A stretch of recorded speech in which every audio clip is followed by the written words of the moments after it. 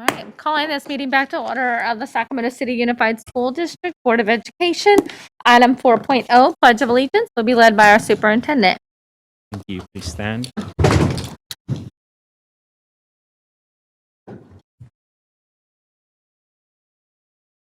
Allegiance to the flag of the United States of America and to the republic for which it stands, one nation, under God, indivisible, with liberty and justice.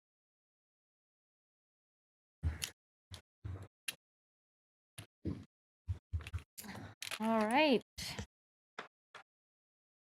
All right, 4.0, or I'm sorry, item 4.2, broadcast statement.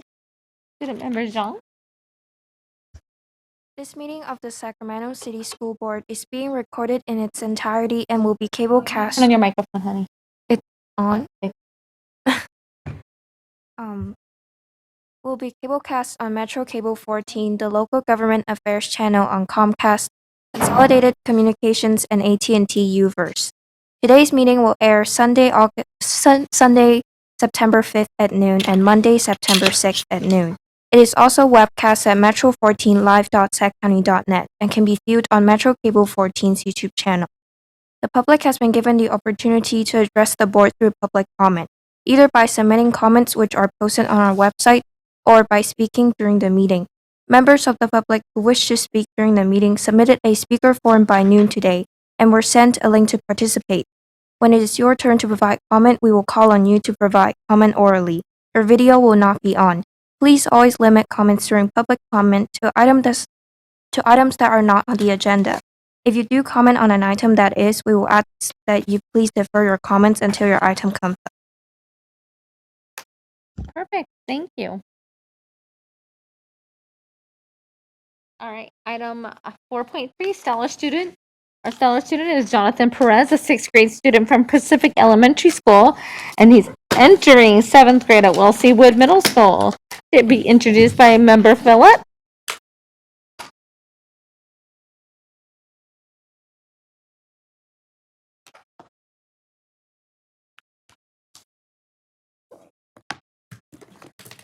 I'm assuming my mic is on. Yes. Okay, can't hear it. It's different. Sorry. We're sitting in different places tonight, so I can't even look up and see faces. So we're getting through it. Yes. So, hey, my stellar student is Jonathan Perez. He was a 6th grader when he was recommended for this, but he's going to be going into the 7th grade at Wilsey Wood, which means he started today. The student nominated to be tonight's stellar student, again, is Jonathan Perez, and he's a rising 7th grader. And I guess while he was still attending Pacific Elementary School, he participated in our region's STEAM logo design contest for SCOE. His design went on to place 3rd in the state. 3rd in the state. Wow. Jonathan was nominated by both the summer program manager, Bomi Pai, and his school principal, Tara Lampkins. Great job.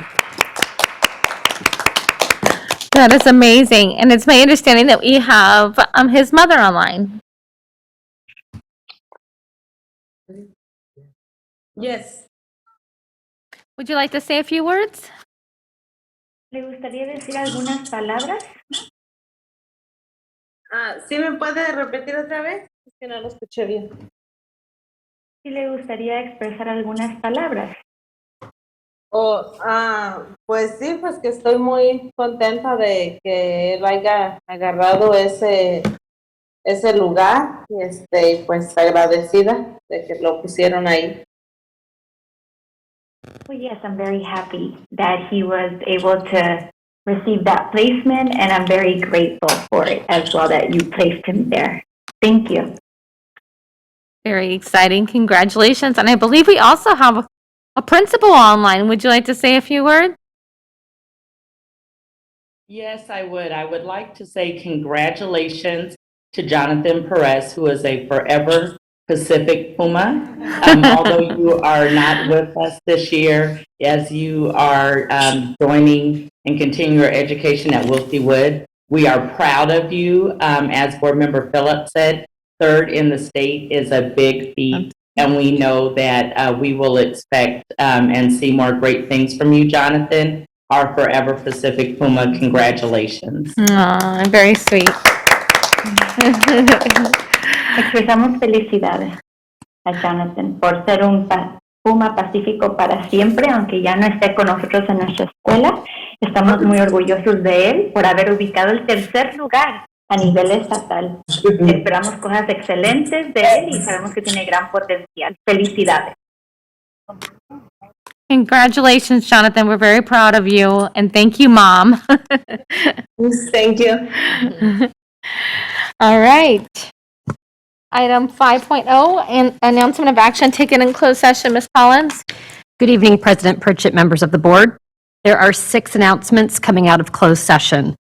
The board approved 2 special education settlement agreements identified as OAH case numbers 20210508002 and OAH case number 20210407766. Each agreement was approved by a unanimous vote of those members present, 6-0. Member Morowski was absent. The next announcement is that the board voted again unanimously, 6-0 of those members present. Member Morowski was absent, to receive an irrevocable offer by Signature Homes to reserve a 10.01 acre site in the Delta Shores project, which would allow the district to acquire the property at a future date. The remaining announcements will be made by the superintendent. Thank you, Ms. Collins. I want to just be, I'm very excited about making these announcements. The first one is that by unanimous vote of 7-0, the board approved the appointment of Ms. Lanisha Cobell as principal of George Washington Carver School of Arts and Science. Congratulations, Ms. Cobell. Second, also by a unanimous vote of 7-0, the board approved the appointment of Ms. Sarah Sheline as principal of H.W. Harkness Elementary School. Congratulations, Ms. Sheline. And third, by unanimous vote of 7-0, the board approved the appointment of Dr. Letitia Stockdale as principal of Kit Carson International Academy. Congratulations, Dr. Stockdale. Great. Thank you, Superintendent. and Congratulations to everyone. All right. Item 6.0, agenda adoption. Can I get a motion? All right. I have a motion, a second. All in favor, say aye. Aye. President Pritchett, if I could just interject, there is a possibility that I'm going to ask that we delay for a few minutes, 8.1, and I will let you know as we are making some changes. Okay. We will keep the board updated. Thank you. Item 7.0, public comment. We have 11 public comments tonight.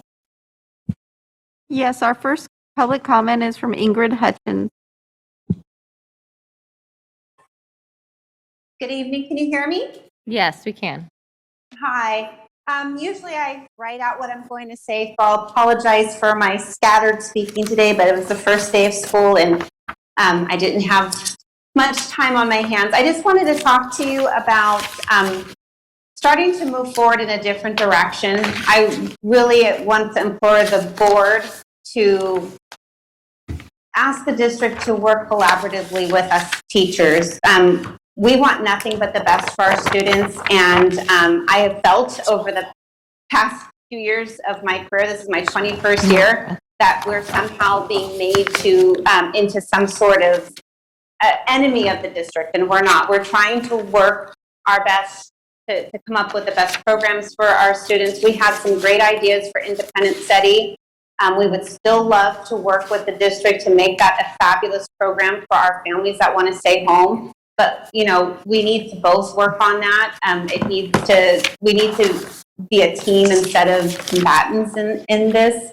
And I'm watching what this is doing to our district. I'm watching what this is doing to our families. I'm hearing what our families are saying about how they feel about how this year is starting. And I think, you know, we can't go back and fix the things we've done in the past, but we most definitely can decide that today it changes. And I'm asking you as board members to make today that day for us, please. Thank you.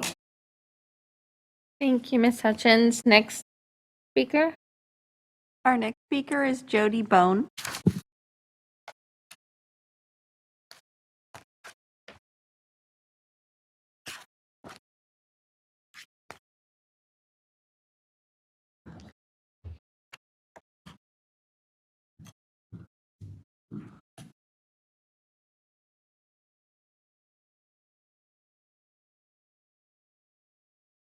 Can we maybe get back to the speaker and move on to the next?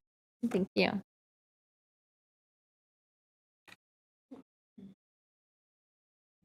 Our next speaker is Kara Sinhorst.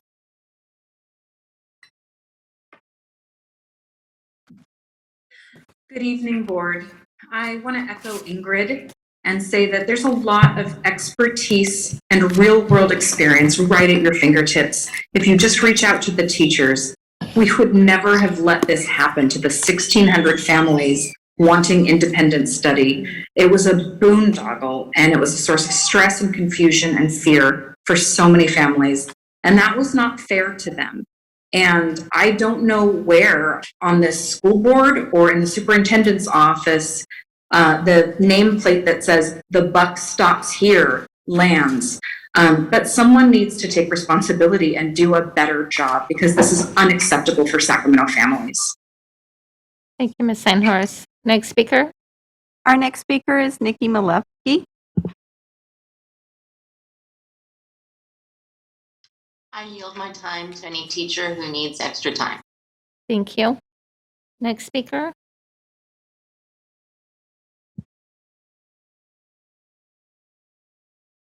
Our next speaker is Rebecca Latronica.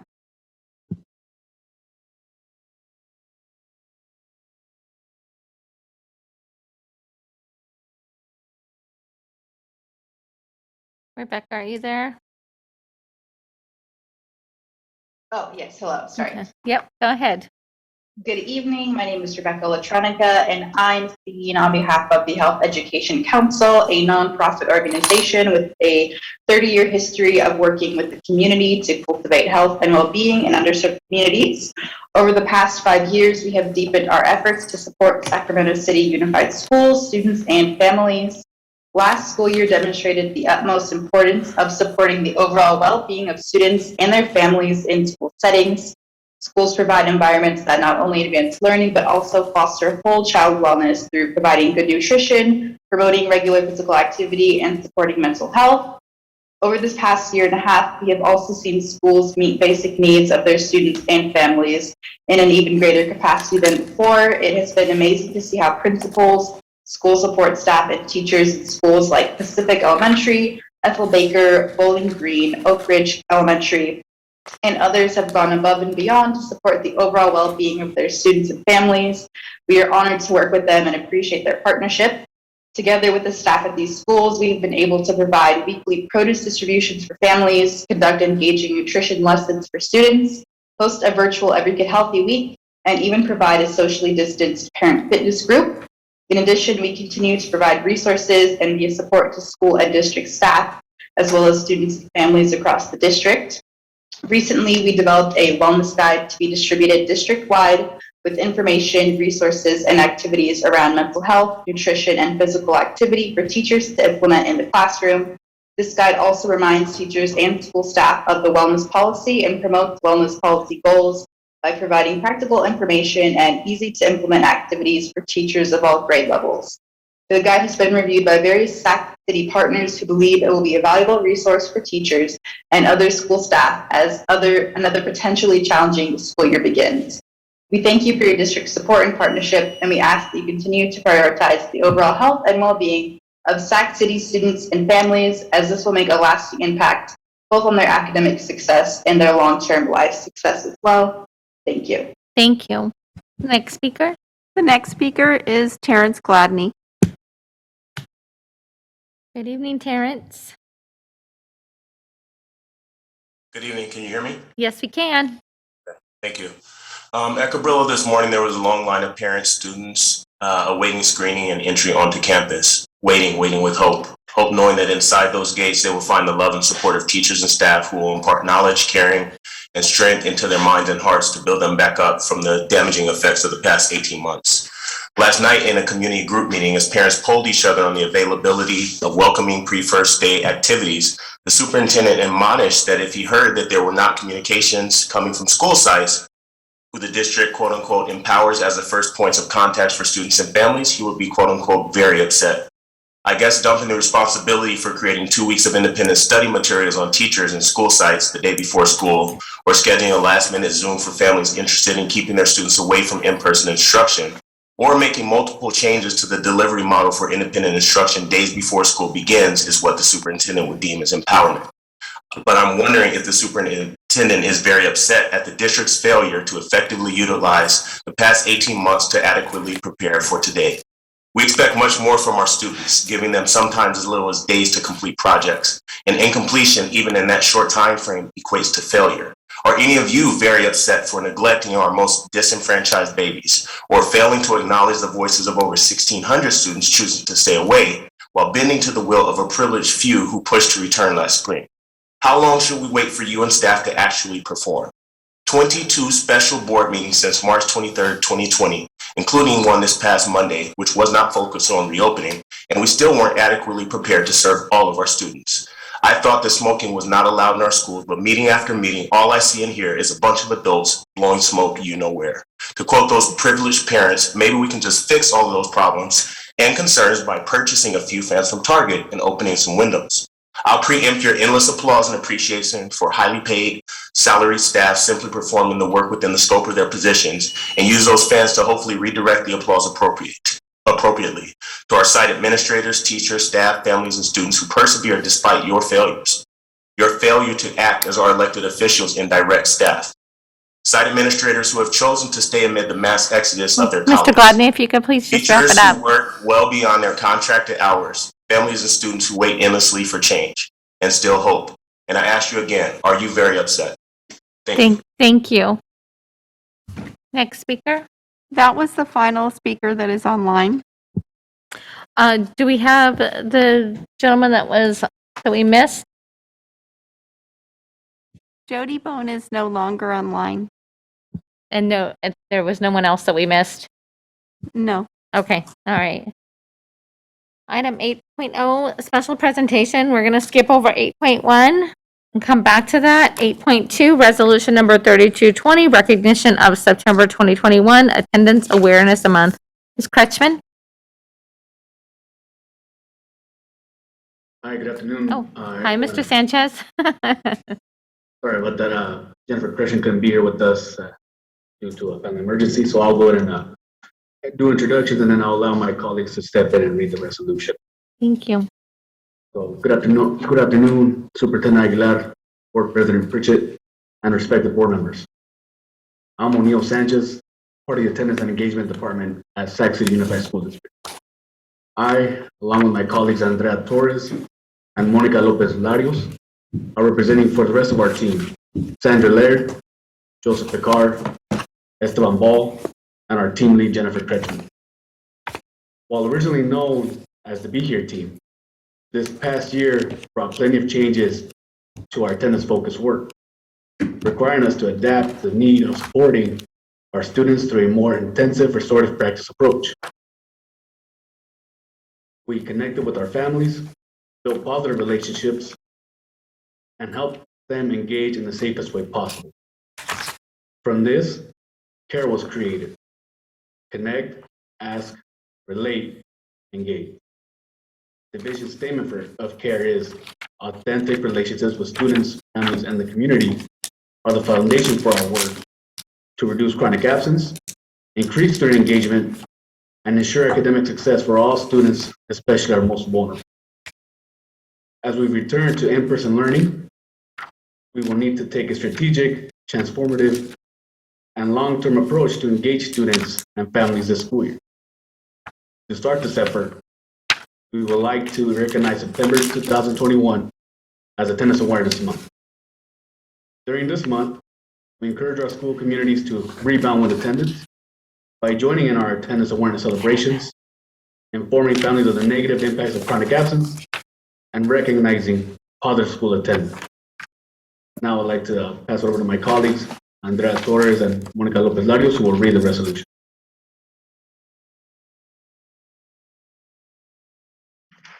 Resolution number 3220, recognition of September 2021 as Attendance Awareness Month. Whereas Sacramento City Unified School District's guiding principle of equity, access, and social justice strives to ensure that all students are given an equal opportunity to graduate with the greatest number of post-secondary choices from the widest array of options.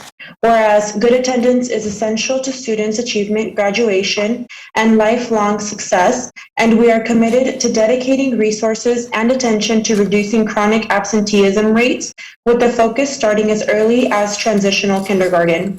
Whereas chronic absence, missing 10% or more of school for any reason, including excused and unexcused absences, is a proven predictor of academic struggles, dropout. Whereas chronic absence is now a required reporting metric under the federal Every Student Succeeds Act and an indicator on the California State Dashboard.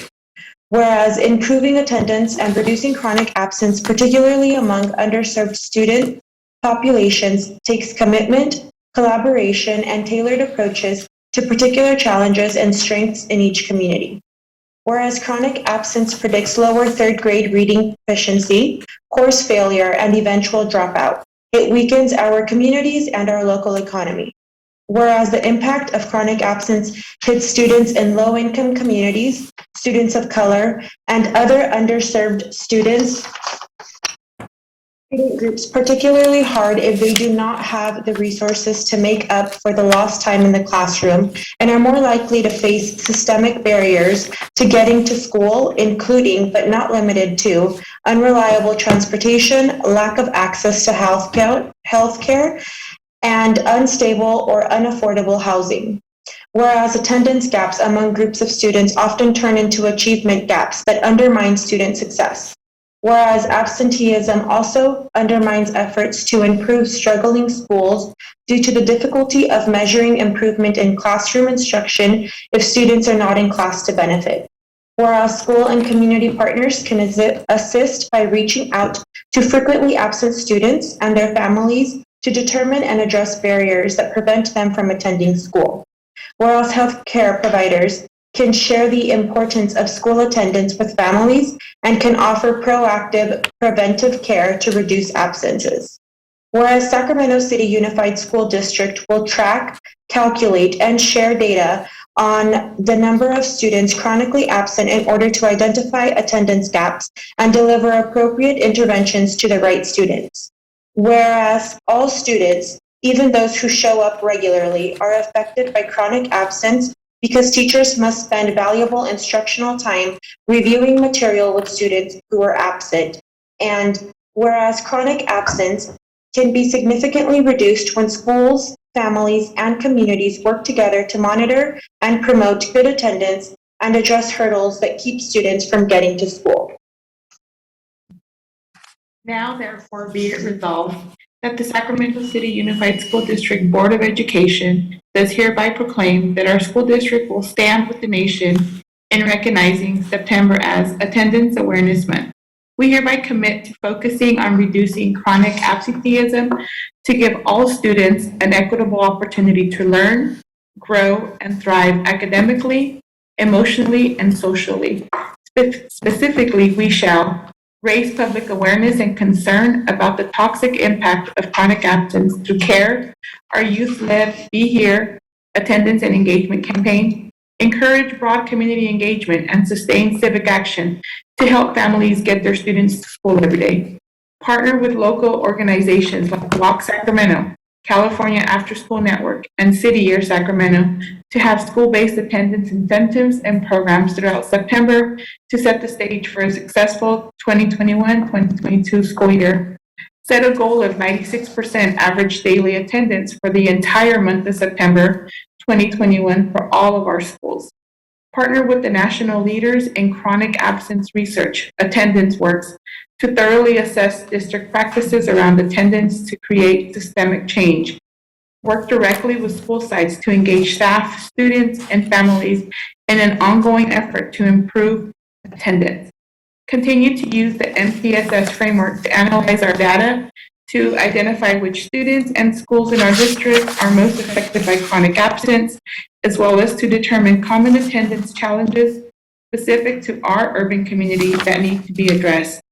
Provide research-based best practice early intervention to students who are at risk of becoming or are already considered chronically absent. Publish chronic absenteeism data along with average daily attendance for the district as a whole, as well as by grade, school, and student group.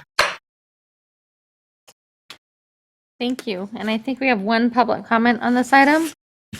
Yes, we have a public comment from Sid Johori. Thank you. Good evening, Sid. Good evening. Can you hear me okay? Yep, we can. Good evening. Thank you. Thank you for the great, work that the team has done in terms of crafting a very well-rounded plan for dealing with chronic absenteeism. I don't think anybody's going to argue that that's an issue. However, I'm hoping that the district can add a little bit of nuance to the messaging, at least recognizing that we are in the middle of a pandemic, encouraging people to not come in if they are sick, and making sure that they're also taking care of their own mental health. We need to destigmatize those things. And I'm not here to judge anyone who feels like they need to take their kids to school when they're sick, but I think every parent I know has seen the kids who should, by all rights, be taking care of themselves at home. And I think we need to make sure that we're also not lionizing people showing up instead of having the opportunity to care for themselves, particularly with our perfect attendance incentives. So I just a request for some nuance. Thank you. Thank you, Sid.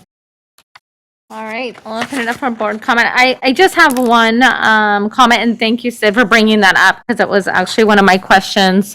This is important that we're encouraging students to not have chronic absences, but I am wondering, and within the district and superintendent, I don't know if you can answer this or one of the staff members, but in terms of students that are quarantined or feel sick because of COVID symptoms, are those considered excused absences without a doctor's note? Yes, they are. They are without a doctor's note. Okay.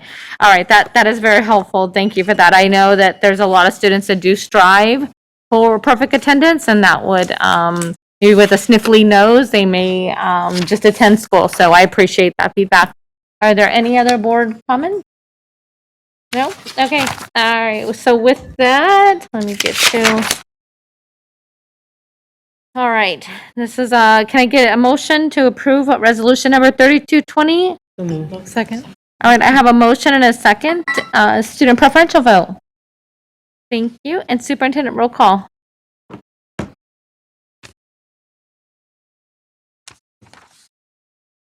Member Pritchett, Aye.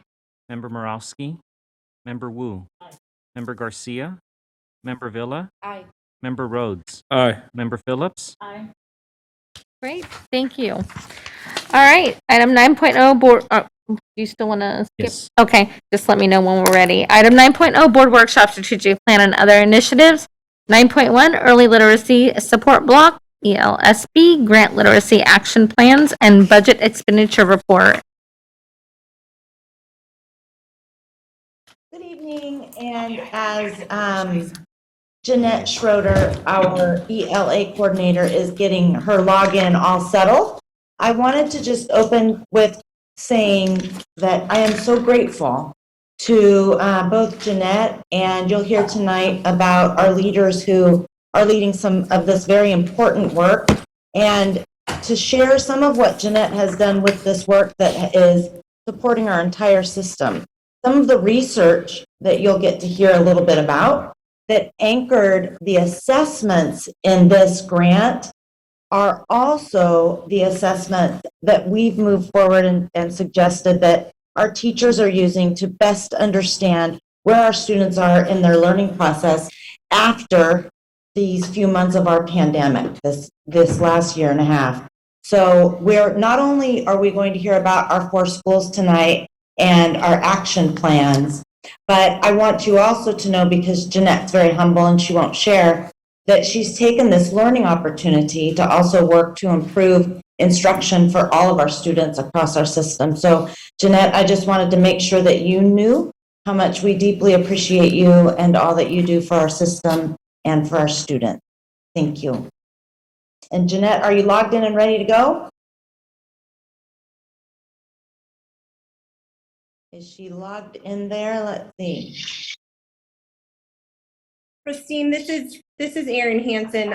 Jeanette is having difficulty with her login, but she's just about to get on. I'm on speakerphone with her, and she is almost there. So, would you like to talk a little bit more about it, or would you like me to pick it up? I'm so sorry, everyone. We had a little miscommunication about the panelist situation. That's okay. And sometimes, I don't know if she's looking for her link. Sometimes mine still goes tucked into that little separate file, that little junk file. So if she's struggling to find it, that might be where it's tucked away. That's where I can hear her. She's on now. Oh. Here, I am super sorry. For some reason, my passcode would not work, and now my video's not working. So you're going to listen to me in the dark. Well, and Jeanette, before you begin, because you may not have heard, but we just opened with gratitude to you, to our leaders, and acknowledge the work that you're doing with this grant to support our entire system. So you missed a few minutes of celebrating you. I just wanted to make sure you knew that in case you didn't get to hear. Thank you so much. And good evening, board members and Superintendent Aguilar. It's an honor to be here tonight. I'm here to present to you some information. So hopefully tonight we can approve these 4 ELSB Early Literacy Support Block Grant Action Plans and the budgets that go along with them. Next slide, please. A little overview on the history of this grant. I've mentioned this before to you in board meetings previously, but Section 113 of the Educational Trailer Bill appropriated $50 million to establish this grant to support some of our lowest performing schools in California. So to determine who these low performing schools were, California Department of Education looked at the 2019 summative ELA assessment scores on the CAS, and they identified the lowest performing third grade schools in California, the lowest performing 75 schools. And they identified them scoring at a level 1 on the CAS score. CDE notified districts who had schools that qualified for that in August of 2020, and we then applied to participate in this grant. Next slide, please. The 4 schools in our district that did qualify for this grant are A.M. Wynn Waldorf Inspired Elementary, Ethel I. Baker Elementary, John D. Sloat, and then John H. Still Elementary. A little bit about the overview of the grant. The grant required local agencies to support with a process that we all went through since last January. And so the 4 contributing stakeholders that have supported with this grant are Sacramento County Office of Education. They're supporting the entire Northern California section for this grant. Pivot Learning and CORE, as well as the California Department of Ed. Next slide, please. The goal of the Early Literacy Support Block Grant is to develop and implement literacy instruction and to support programs particularly focused on those early grades of instruction, TK through 3rd grade, with the hope of ultimately resulting in better outcomes for our students. This goal will be achieved through 4 focuses. One focus is advancing literacy skills of students to ensure that every student will perform at grade level by the end of 3rd grade. We also are hoping this goal can be achieved by increasing high quality literacy teaching opportunities, as well as increasing teacher knowledge around research-based assessments that drive literacy support. This goal will also be achieved by increasing pupil support, such as expanded learning opportunities, extending the day for some schools should they choose to, and as well as expanding access to the library. And finally, the fourth way we will reach this goal is to increase family community support, such as literacy education trainings for families, mental health resources, and support for pupil learning. We're going to stay on this slide because this slide is a really important slide because we just completed our first year of the grant. It began in January, and this was it was really special. So normally when you apply for a grant and it's already figured out for you, this this first year, GOE and CORE and Pivot took us on a learning journey. So how it took place was we had an orientation in December. In January through February, schools were asked to create a literacy team, and the literacy team was made up of a kindergarten teacher, a first grade teacher, a second grade teacher, a third grade teacher, if they had a TK teacher or any primary special ed teachers, as well as the administrator on the site and literacy coaches. And these literacy teams attended 9 professional development opportunities.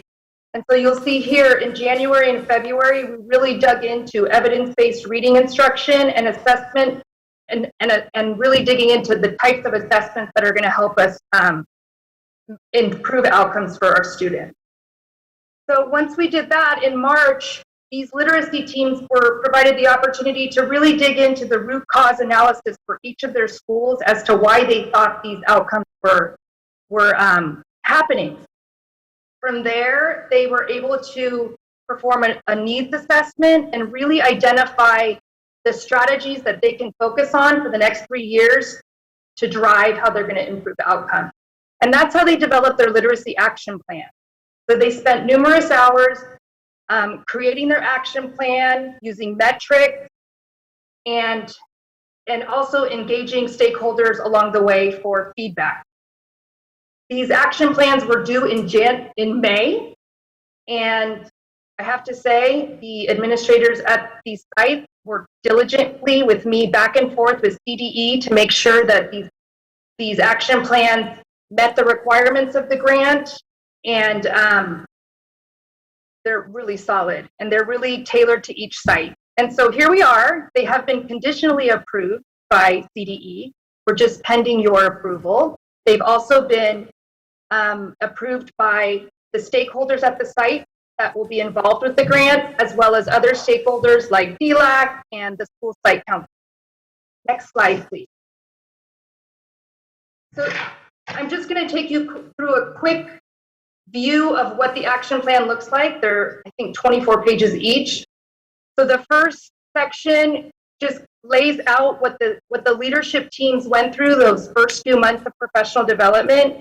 So the stakeholder engagement, the root cause analysis, and the needs assessment that they performed was inserted there. Section 2 is where they put their goals for their grant, as well as the actions they're going to take each year to work towards that really end goal of getting their kids reading by 3rd grade. And then next slide, please. Section 3 is more fleshed out. So it's really where they decide based on that needs assessment, which categories they're going to focus on. And I'm going to let you know some of the strategies that you can see in these grants on the next slide. So some of the strategies that you would see in these grants at each of these sites are several of them purchase SIP, which is a research-based, scientifically proven phonics instruction program. They're taking their teachers through training, as well as having coaching follow-up. All of them are going to use diagnostic assessments, including DIBELS, to make sure that what they've purchased and how they're teaching is actually impacting the student. They're also going to continue their learning journey around evidence-based professional learning pertaining to the framework, because beyond phonics, we want to make sure that we're teaching language comprehension as well. Next slide, please.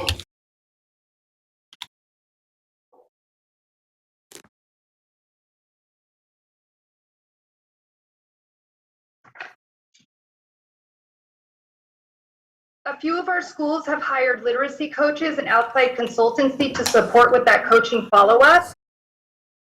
some of our schools are going to improve connectedness by doing home visits and improve that multi-tier system of support. 3 of our schools are hiring librarians so they can expand the literacy walls beyond the classroom.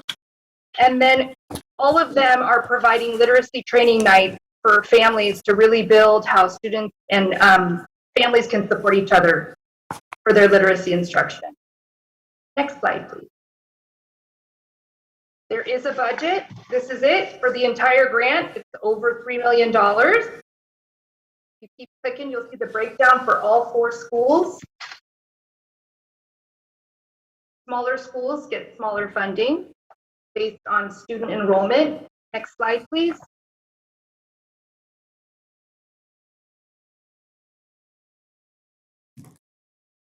There is requirements for the grant. So there's quarterly reporting, which I take care of as the grant lead for the district, and we make sure that we are assessing how funds are being spent, and if it's matching what the grant requirements are suggesting and what the action plan actually says.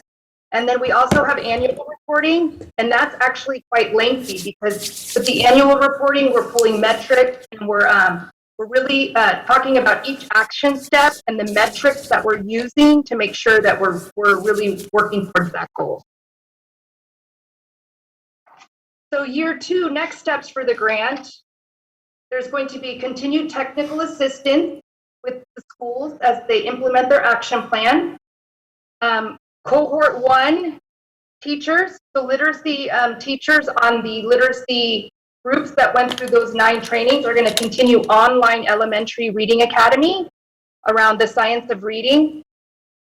There's some new PLCs being administered between other districts. So we have reading fundamentals for the administrators. We also have a reading leader institute that's being provided by CORE. There are professional learning networks being established, and we're going to get to participate in the statewide literacy conference. And you'll see that in the next slide for deepening and really sustaining implementation, they're going to cascade that opportunity for online reading academy to the other teachers that will participate in this grant, the other K-3 teachers, and those other wonderful networks are going to continue. Because this grant's really all about sustaining beyond the grant, right? We want kids continually working towards reading by 3rd grade. So now I'm going to open up to any questions that you might have. Next slide, please.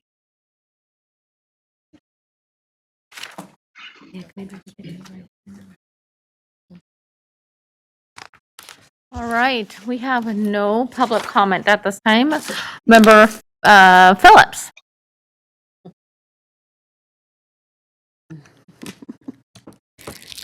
So I just completely lost my train of thought. Next. When I remember, I'll hit the button again. Okay, just let me know. All right, Member Garcia. Yes, thank you for the presentation. I read through some of these plans and, exciting stuff will be happening at these school sites because of this extra funding. I reflected upon the unfortunate reason why they're getting the funding, because they are one of the lowest performing schools in this particular area. But I also noticed like common themes throughout the plans in terms of the lack of professional development being available, not only in terms of the content, but also in terms of analyzing data and then applying and then assessments too. So these are themes that I just started noticing from plan to plan to plan. So it just made me wonder, how is this going to be an opportunity for the district to maybe learn from, because essentially I consider them as pilots, these 4 sites with this extra funding. How is the district going to learn from the great stuff that's happening because of these opportunities? And how is it that it comes back to maybe just either work that happens in the central office or policy decisions that need to be made?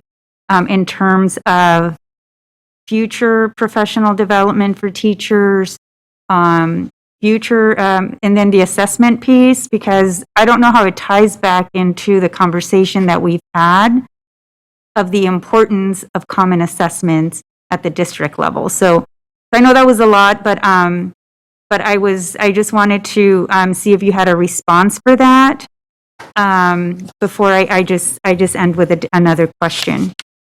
Absolutely. So I can say that this experience that I've been honored to embark on with the 4 schools and their leadership, their literacy leadership teams has been such a great opportunity. Like even the way SCOE and CORE have taken us through the simple steps of analyzing what we already have in our classroom, really looking at the data, or if there is no data, how we can get data, as well as taking the time to do that needs assessment so that we can create action plans for all sites. Because one of the things that's been such a blessing about this opportunity is the leadership teams are really building the actions that their sites are going to go through. And we all know that when that type of learning happens, there's more efficacy by the participants that are doing it.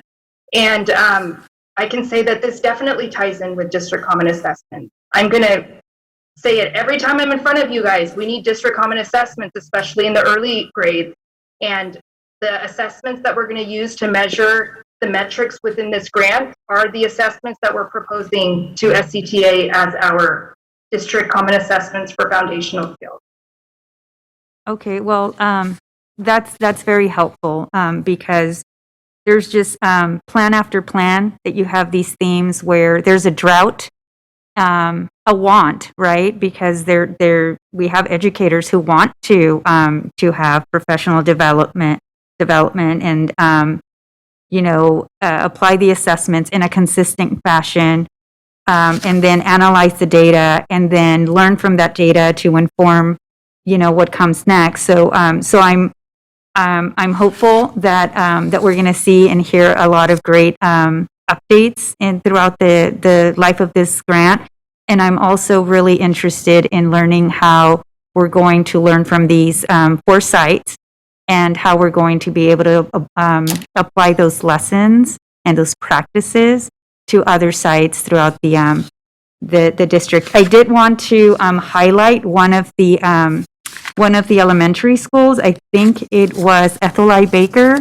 They are not only are they hiring a librarian like 2 other sites, but they're also bringing culturally relevant literature to their library that I don't think has seen an update in textbooks in about 7 years.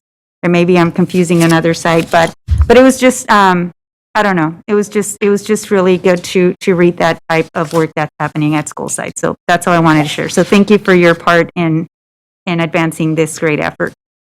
Thank you, Member Garcia. I'm excited for Ethel I. Baker too.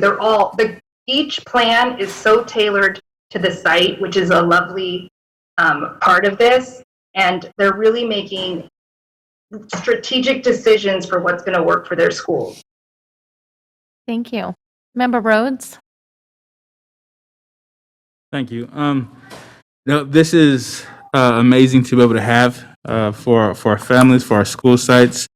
One of the things, as I looked over it, the process of that you guys went through from the stakeholder engagement to cutting the issue or the root cause analysis and then the needs assessment. I think that type of work gives you the outcomes that you have now. I always go by saying the idea of when people have change done to them, it's often seen as violence. When they have change done with them, it's seen as deliberation. And so you have direct buy-in from the school sites around what they want to create and build. And I think that's amazing here. I do have a question. It kind of goes to, we have the literacy nights. What do the literacy nights look like? I don't know if you can tell me exactly. What do they look like during COVID and how are we thinking about connecting? That's a really good question. So I know they're in the plan. I don't know if they've been planned yet, Yeah. Member Rhodes, but I'm going to get back to you on that question as they get closer. Okay, yeah, because the family and community supports portion of it is going to be huge.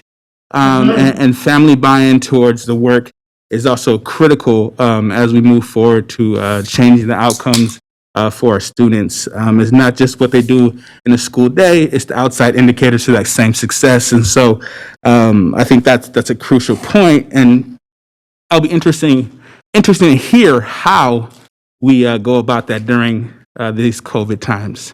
And that's all for me.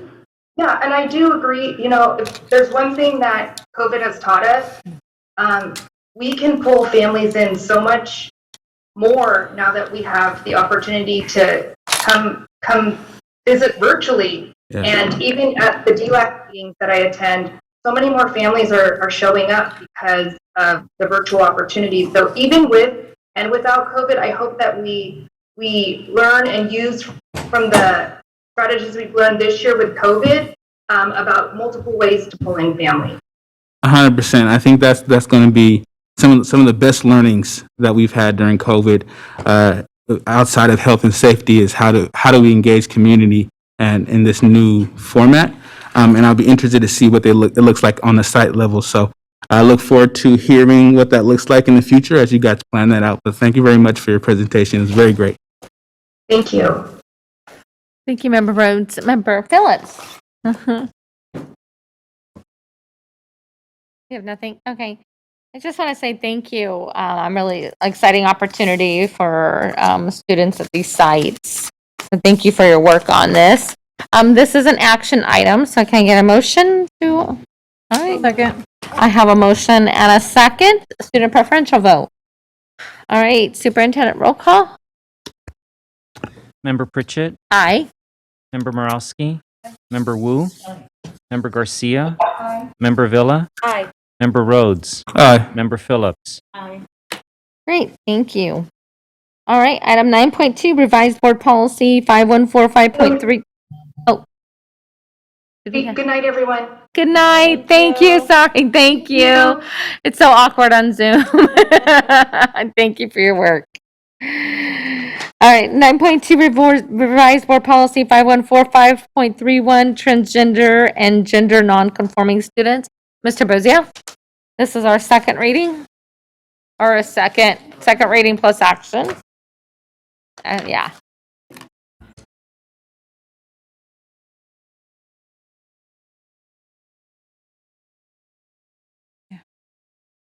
I got you. I got you.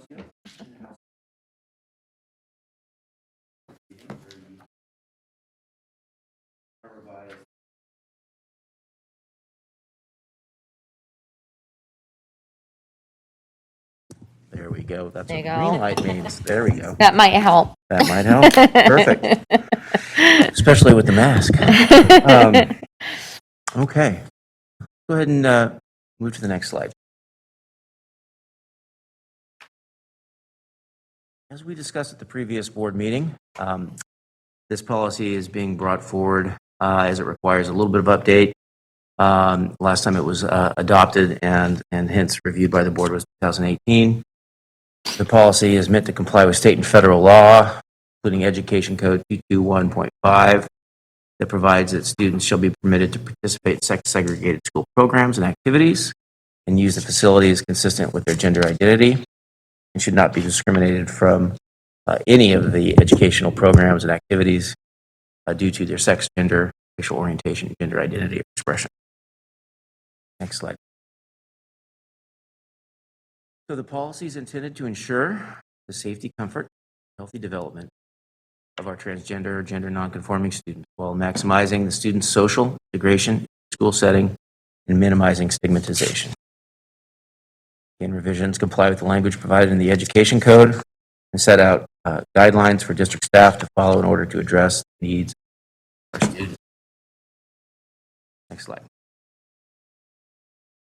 The key updates and revisions in this policy include the non-binary gender markers being included on our Infinite Campus student information system, a general statement on non-binary inclusion, and the provision regarding schools, direction to schools provide non-gendered dress codes.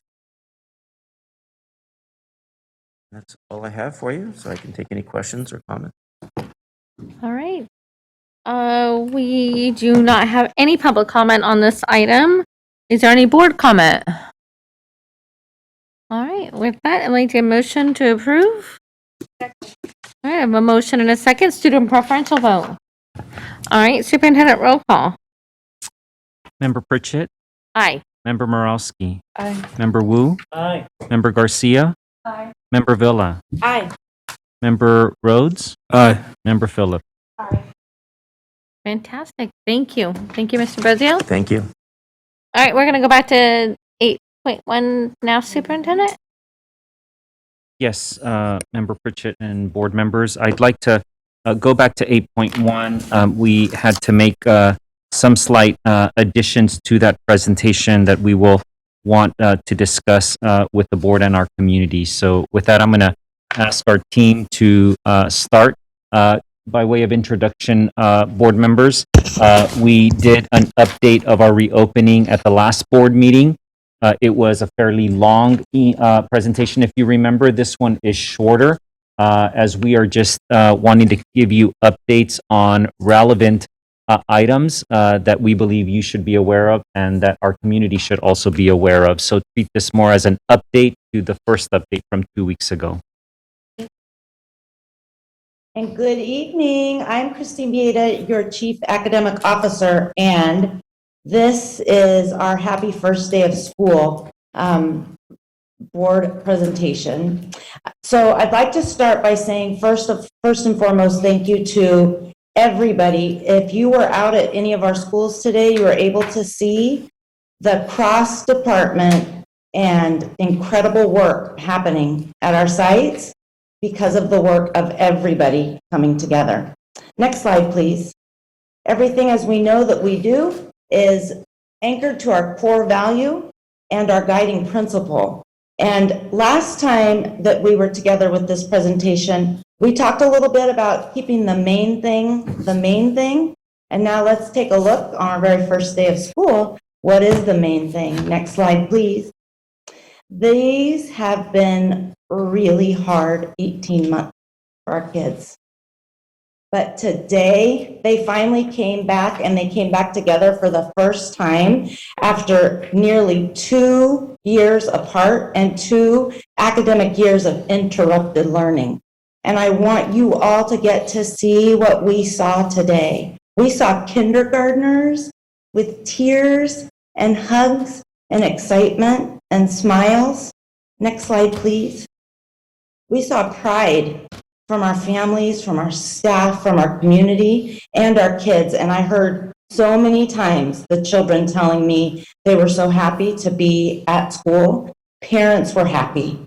Next slide, please. We also saw pride in our kids, and we saw recess. We saw recess. We heard recess. We saw safe passing periods with kids walking in the hall, smiling at each other, and getting to talk to their friends for the first time in a very, very long time. We saw welcoming opportunities that our school sites created to really help every single person feel like this was the very best first day ever. Next slide, please. We saw our administrators, we saw our teachers, and we saw our staff coming together to joyfully welcome kids and to welcome each other. I saw staff really enjoying the opportunity to be in space with each other as they were with kids. And I did hear them say many times that they were just so happy to see the children right there on campus. Next slide, please. We are so grateful because today what we really saw, we saw love. We saw our community coming together. And I just want to say to our board and to our entire staff and all of our community, thank you so much. It has been a really hard 2 years, but today we came back and we came back together. So thank you so much. You'll hear some more tonight about reopening and a little bit of update. And now I'm going to turn it over to Victoria in Student Support and Health Services, where one of our updates is up to the minute. Thank you, Victoria.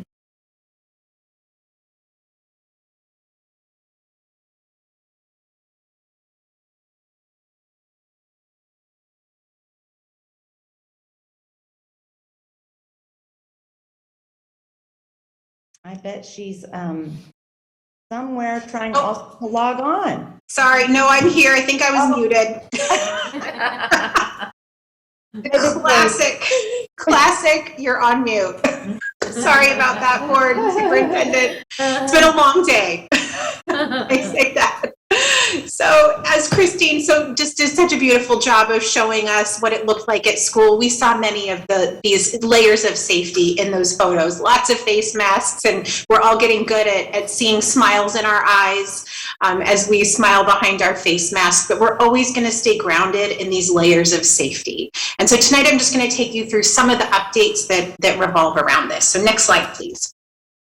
So Sac County Public Health did issue some supplemental guidance just this week, August 29th, and I'm really happy to say that Sac City is doing all of these and or planning to do them as we get more guidance. So face masking, indoors and outdoors, they're strongly recommending it, and we are requiring it in our district. We listened, we heard, and we want to do everything we can to keep our community as safe as possible. They also reiterated that face mask exemptions are very rare, and they're actually seeing some concerning face mask exemptions, and so they're asking us to report anything that doesn't seem legitimate.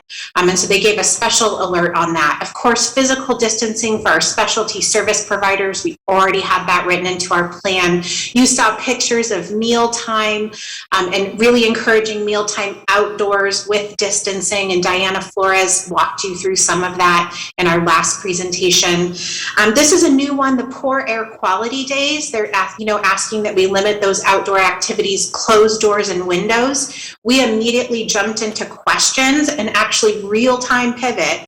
We have a meeting, tomorrow morning with the Air Quality Management Board and Sac County Public Health and all of our schools so that we can really create a uniform standard for when air quality mitigation kind of overrides COVID mitigation. We just want to make sure we're doing the safest thing possible. So we'll be coming back with that one.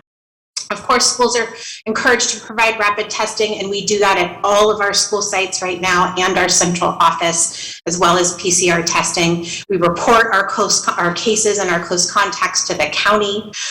They are really encouraging us to provide routine surveillance testing for athletes, and I'm really proud to say we have continued to do this since spring of last year. We've continued to test our athletes all throughout the summer, really strongly encouraging it, providing it right then and there when they come to practice, so we make it really easy. And our athletes and our coaches have been amazing, and they have stepped right up and they encourage that testing as well. And then of course you've heard a lot about our vaccine events that are continuing to go on. So next slide, please. And then just late last night, actually, CDPH issued some new guidance around extracurricular activities that are based at schools. So they're including clubs and sports and anything that's, on a school campus or supervised by schools, no matter where it's hosted. So of course, masks are required for indoors. We're already doing that. They gave some specific guidance about musical instruments, particularly wind instruments, and some guidance that you have to follow. Conducting these outdoors, which we'd already been doing. They are going to allow those modified face coverings now and bell coverings, which we actually have on order, and I think we have some of them, and more are coming. Or you can do weekly testing, which of course we're also offering and encouraging. So they're giving schools some decisions there. You also, if you're going to be indoors with those face coverings, though, also have to be physical distancing. And we are already in compliance with testing because we have that availability. Next slide, please. Just another reminder about universal face masking. We can't say it enough, indoors and outdoors now on all of our district locations, really asking all of our families and students as they're approaching our school campuses to make sure those face coverings are on. And then of course, as they're leaving, that they keep those on as well. And we continue to replace them throughout the day. We will continue to do so. Next slide, please. You've also heard a lot about testing. We're actually over 23,000 tests now. We continue to test daily here at the Cerna Center, and we do have our rapid and our PCR available right now. You can go next slide, and I'll talk about some of our pre-entry testing that we did. So this August, we were mostly doing pre-entry testing or sports testing, and as some of our schools came back, we've provided over 6,000 tests. It's one of the biggest months that we've had, and we hadn't even opened school yet. So we're testing about 15% of our total district population. We held pre-entry testing on 2 days, August 30th and 31st. We tested about a little over 1,600 people. And when you factored in September 1st, we hit over 2,000. Because by September 1st, we had testing out at all of our school sites as well as here centrally at the Cerna Center. And I know everyone's really interested in wanting us to do even more testing. And so we really wanted to benchmark how are we doing compared to the county. So if you'll see on the left here, we've got Sac County Public Health. This comes from their dashboard and a specific week that they published. So I just benchmarked this exact week to our testing dashboard in primary. And so when you look at the total tests with the population, they're testing about 3.5% of the population, and we're a little bit ahead of that at 3.8, and we hadn't even reopened schools yet. But when you look at the positivity rate, this is something I want our community and the board to really notice. Sac County Public Health sitting at 8.4. We know we're in this fourth wave. Our positivity rate, even with all that pre-entry testing and testing people who we know have had exposures, is still sitting at 1.8. So you see that's quite a difference away. And that's because of those layered mitigation measures and all the things we're doing to stop the spread of COVID. Next slide, please. So this leads us into, that consideration that the board spoke really passionately about. We know that community members have as well around mandating testing for our students. We know that's part of the public health order for our staff. And so last week I was able to reach out and speak with 4 individuals from LA Unified. And they really did it exactly how we are doing it. They scaled up from voluntary testing throughout the district and then went to a mandate. They expanded their testing out to localized areas. They weren't at every single school site because LA Unified is really massive, but they made sure that they had lots of testing in those different geographical areas. And then they created teams of testers that would rotate through schools. They do, though, require testing for attending in person. There are no exceptions to their testing mandate, so they were pretty clear on that. And they were really open and honest. And so some things for us to consider as we look at doing this in our district would be, are we going to consider vaccination or not? Much like the public health order for education workers. Of course, we want to talk about consent and how we're going to do that process. How parents can report their results should they choose to do a different kind of test or want to test with their provider. Staffing up our rotating testing teams. We've already been deployed staff from CDPH. And are putting those teams into rotation. They did our pre-entry testing, and so we're working with them to staff those teams up even more. We will keep our on-site health aides, and their focus will remain symptomatic testing and exposure testing. They're pretty busy already with that. And then one of the things LA Unified said they wish they knew, if they could go back, was really scaling up their contact tracing capacity. They really underestimated that, and that hit them hard. So it was really lovely to be able to learn from them. Next slide, please. One of the other things we just wanted to make our board aware of as we're testing everyone and we're looking at mandated testing, you maybe have read or heard about this in the national news, that there is a shortage on the rapid antigen test, specifically Binex Now. That's the one that CDPH had a contract with and is providing to us for free. And so at this time, we have an order in, and it looks like we're going to get that. And I'll just say we ordered a lot because we knew we were going to scale up our testing. So fingers crossed that should be coming into us. We're in daily contact with CDPH They are, of course, trying to pivot and get as many test kits as they can and be responsive. However, if we do exhaust them, that's okay. We're going to keep using them as we need to right now. We'll just pivot to PCR tests. That's what we did last year. We had PCR only capability. We're ready to do that again. And we're also scaling up our orders of PCR tests too. Next slide, please. So I always feel like I have to come back to vaccination. 22,653. We had another 72 people come to our clinic last night. Lots of first timers getting a first dose, so it's always kind of touching. We will be continuing our vaccine clinics with Dr. Carter. She's willing to go beyond September 8th. We might need to adjust our dates and times, but we will get that out to our community.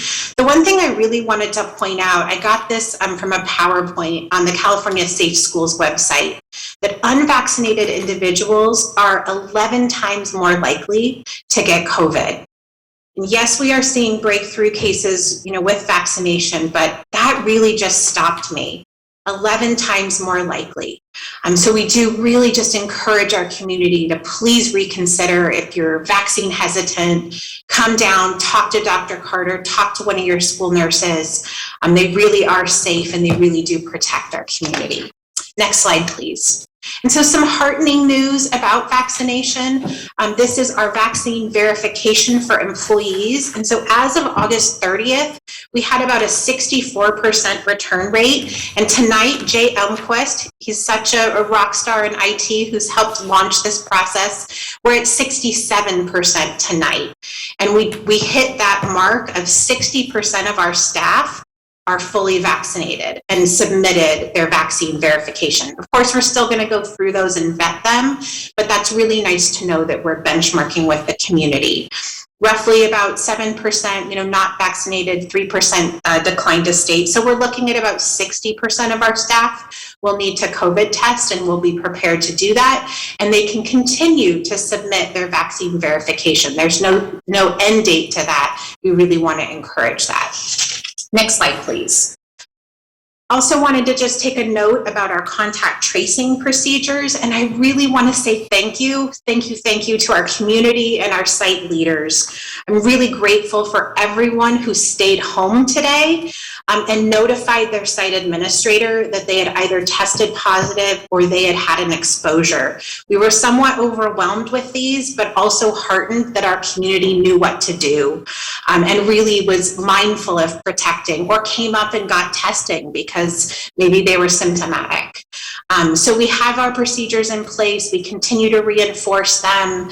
We have about approximately 20 contact tracing staff. We had some new staff just start today, and we're continuing to train and onboard them so that we have that capacity to respond. We also did a training for all of our site administrators about the contact tracing process. We recorded it. We did some written procedures so that they can really be comfortable with understanding what's going to go on and why. And so one of the real-time updates I want to provide to our community and our board is, as a result of all of our increased testing that we're having right now, we had a number of positive cases at New Joseph Bonheim. This is one of our dependent charter schools that's been open since August 9th. So it's important to note they've been open for just about a month. And they do sit in one of those zip codes, 95820, that has quite a high case count right now, around 460 new cases in the past 30 days. So we know there's outbreak happening in that community. And so we had a number of cases starting almost from the very first day of school, community transmission. And then this morning we had a number of other new positive cases. So following our protocols, we immediately reached out to Sac County Public Health. We consulted, we provided them with a lot of information, just really trying to make sure we're doing the best thing that we can. And so they did issue us an order tonight, actually saying that we need to mandatorily test everyone on campus tomorrow, all staff and all students, so that then we can reassess what's going on that community. Is it community spread? Very likely. Are we seeing any kind of spread in the school? We don't think so, we're not sure. We really want to do everything we can to keep our community safe. So we will be doing rapid antigen testing out there. That team of testers I talked about from CDPH will be redeploying over there and setting up and working their way through all of those classrooms. So we're really grateful to be able to have that capacity and to be able to have that relationship with our public health to help us, guide and stay safe. Next slide, please. We wanted to come back to these for our community. They are in our return to health plan, in our appendices. And tomorrow, based on what's happening at New Joseph Bonheim or any other school, these are the decision trees that we follow, and these are the processes that we follow. If someone's symptomatic or test positive, they've had an exposure at school, like tree number 2 takes us through, or it's that exposure in the community, like tree number 3 takes us through. Next slide, please. We also did some real-time updates to our dashboard.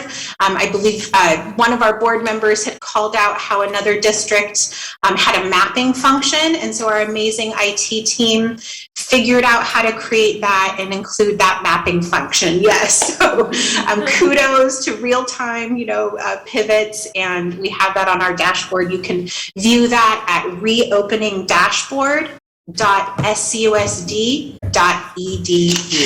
And if you hover on our main page, there's a COVID banner. It'll come right up and you can click on the dashboard there. And with that, I'm going to turn it over to our facilities and operations team. Next slide. Good evening, members of the board, superintendent. Update from the facilities department, some of it refreshed from last time. Custodial operations team will continue our cleaning practices based on updated guidance from all of our health and safety experts, which include regular disinfecting high-touch areas, enhanced cleaning and disinfecting in spaces where known cases have been. We have obtained special tools and machines to make sure that we clean all aspects of the space, including foggers and electrostatic sprayers that will clean on top of and underneath the furniture in the room and reach into the ductwork of any ventilation system for these deep cleanings. But daily, our standard cleaning program will make up a majority of our time in the school and in the office setting to ensure that we keep the spaces used by our students and staff ready to use and safe. Next slide, please. As mentioned during the last board meeting, I want to again highlight the facilities team efforts on wrapping up a large project that included a tune-up and as necessary repair of all the units in the school district to ensure that they are working as efficiently as possible. This included a disinfection of the unit. We're also beginning our on-schedule change of the filters in the units, continuing our use of upgraded MERV 13 filters. This will be our third change of filters in the district since the standard began, and we've already begun the process of securing our order for the fourth change when that time comes. We'll also be using the data gathered during the summer work to identify future projects that will help improve indoor air quality for our spaces using available funding identified for this purpose. Next slide, please. We are working with both Ms. Flores and Health Services and our county and air quality management partners to find new parameters and guidance on best practices for poor air days and ventilation systems. On the screen, you were some initial ideas that will help guide our site leaders and teachers on what to do when air quality is an issue.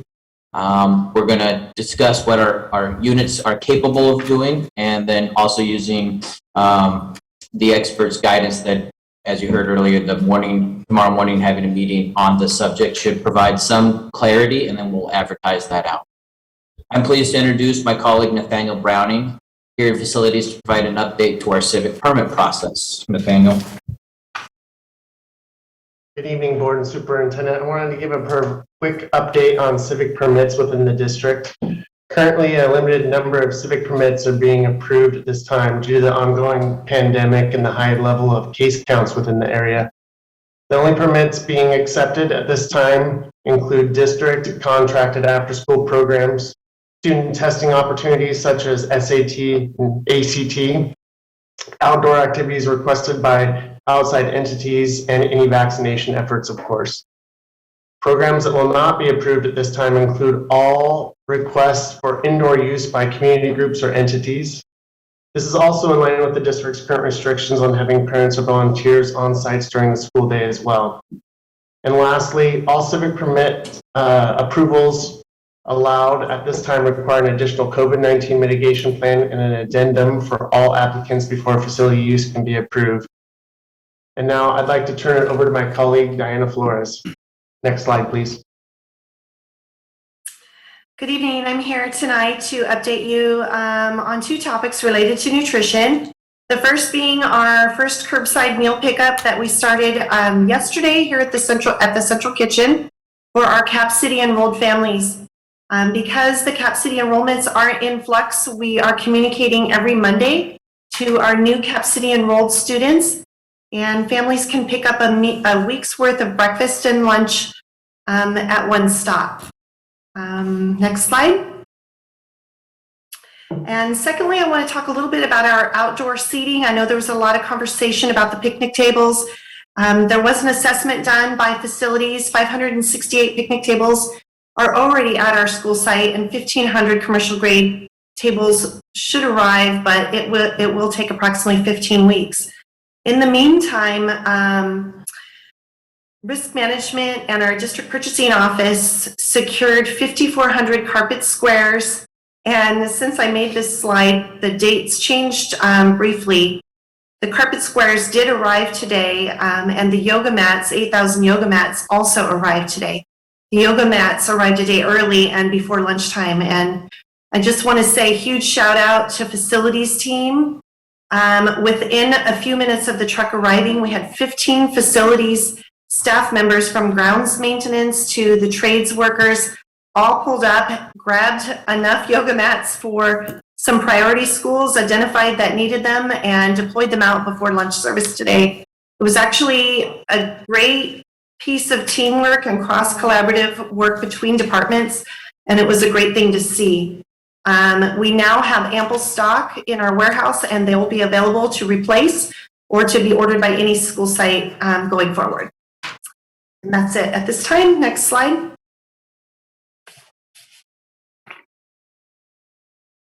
Good evening, school board members and Superintendent Aguilar. I am Tiffany Smith-Simmons, here to give an update on human resources.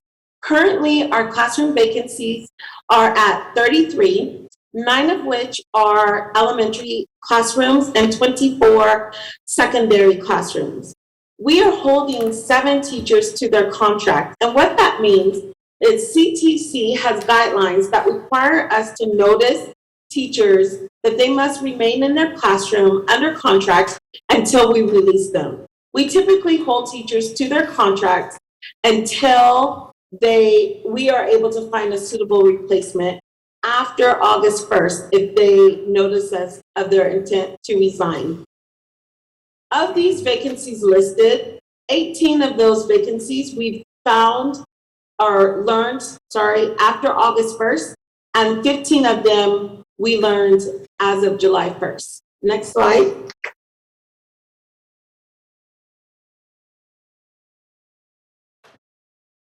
I wanted to share with you a breakdown of those vacancies that are highlighted on the first slide.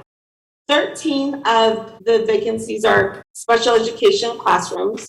We have 2 physical education teacher vacancies, 5 English, 1 social science, 3 math, 2 at the multiple subject level or elementary school, and 3 science and 4 foreign language classroom teachers.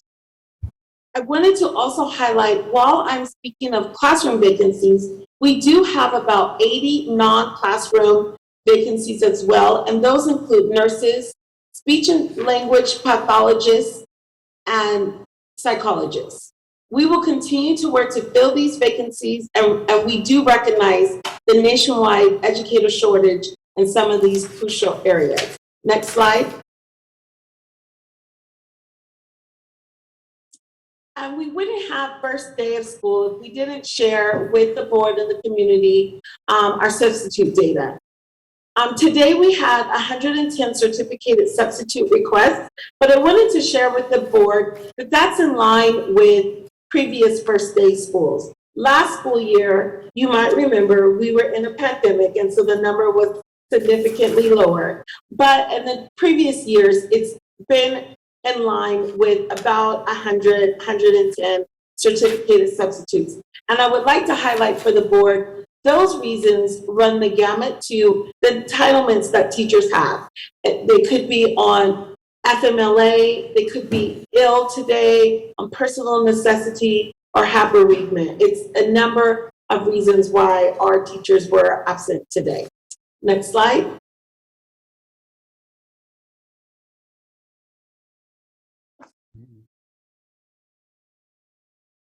There you go.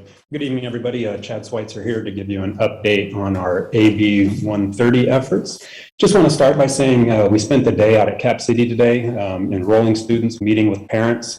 Definitely want to thank Mr. Amorine, the principal, and the amazing staff over at Cap City, doing an amazing job greeting parents, making phone calls, etc. And then also we had several CERNA staff who all work from Cap City today. So just want to give a quick thanks to Dr. Sims, Azarella Niguez, Melanie Bean, Dr. Smith-Simmons, Monica Garland, and Melinda Chambers. Everybody out at the site today making phone calls, greeting parents, and helping any way we could. So just thank you, everybody who showed up this morning.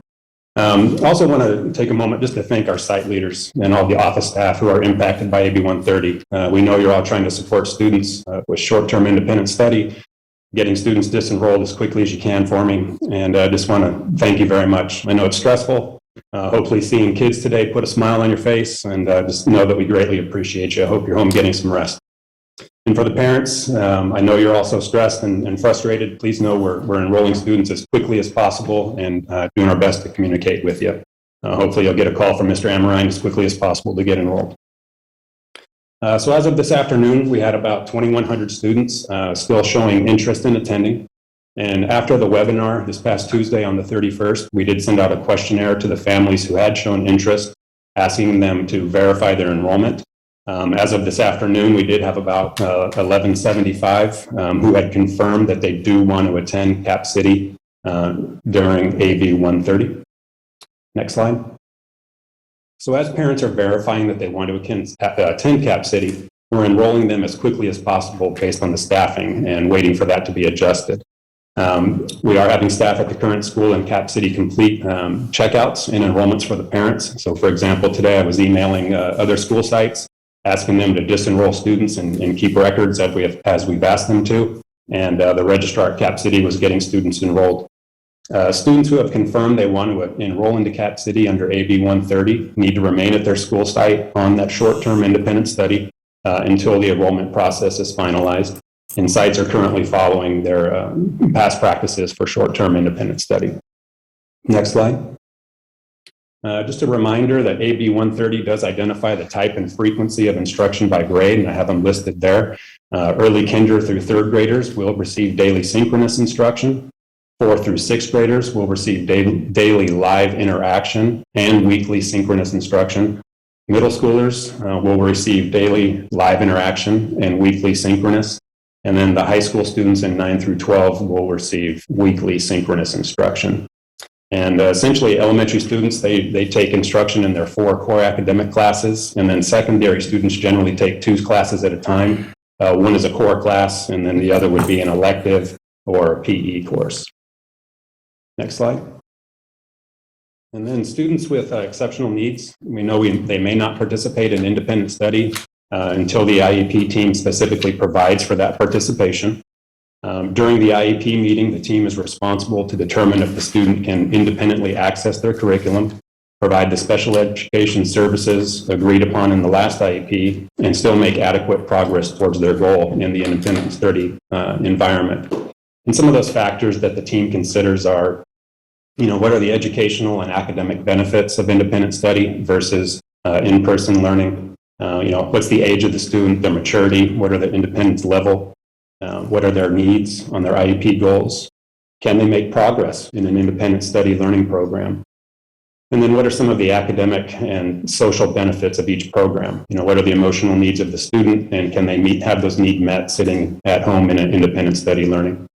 And then how will the students be able to access, virtually, access to special education services? Thank you, and I'll turn it over to Assistant Superintendent Hanson.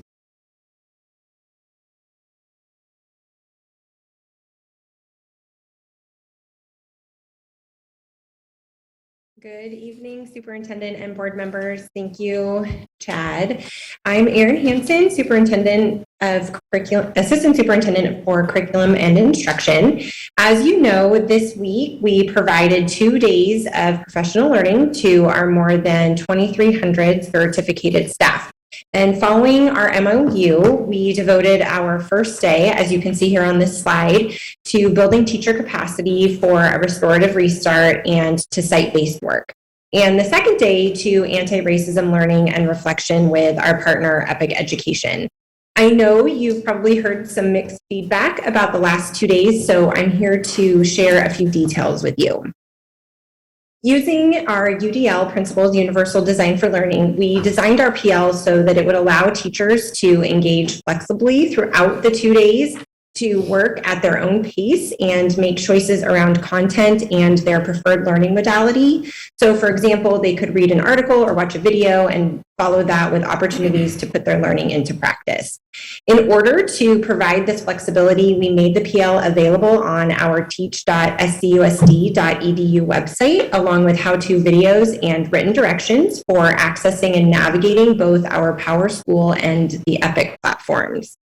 Today, our C&I team conducted an analysis of our teaching and learning outcomes from the last 2 days using data and anecdotal evidence to identify what worked and how we will improve moving forward. As I'll explain in just a moment, we did encounter some significant technical difficulties, but first I want to highlight several pieces of good news. Next slide, please. So 70%, so our day one, engage, explore, and choose, 70% of our educators have completed the engage and explore session. So that grounded our work in centering relationships and it guided teachers to both access and analyze their student data to better understand and meet the needs of their students. 60% of them have completed the choose section, in which they self-selected modules to improve the rigor and relevance of teaching and learning based on their teaching assignment and or their student needs. And based on our data that we've received from Epic, 83% of our educators have either partially or fully completed Epic's compassionate dialogue module.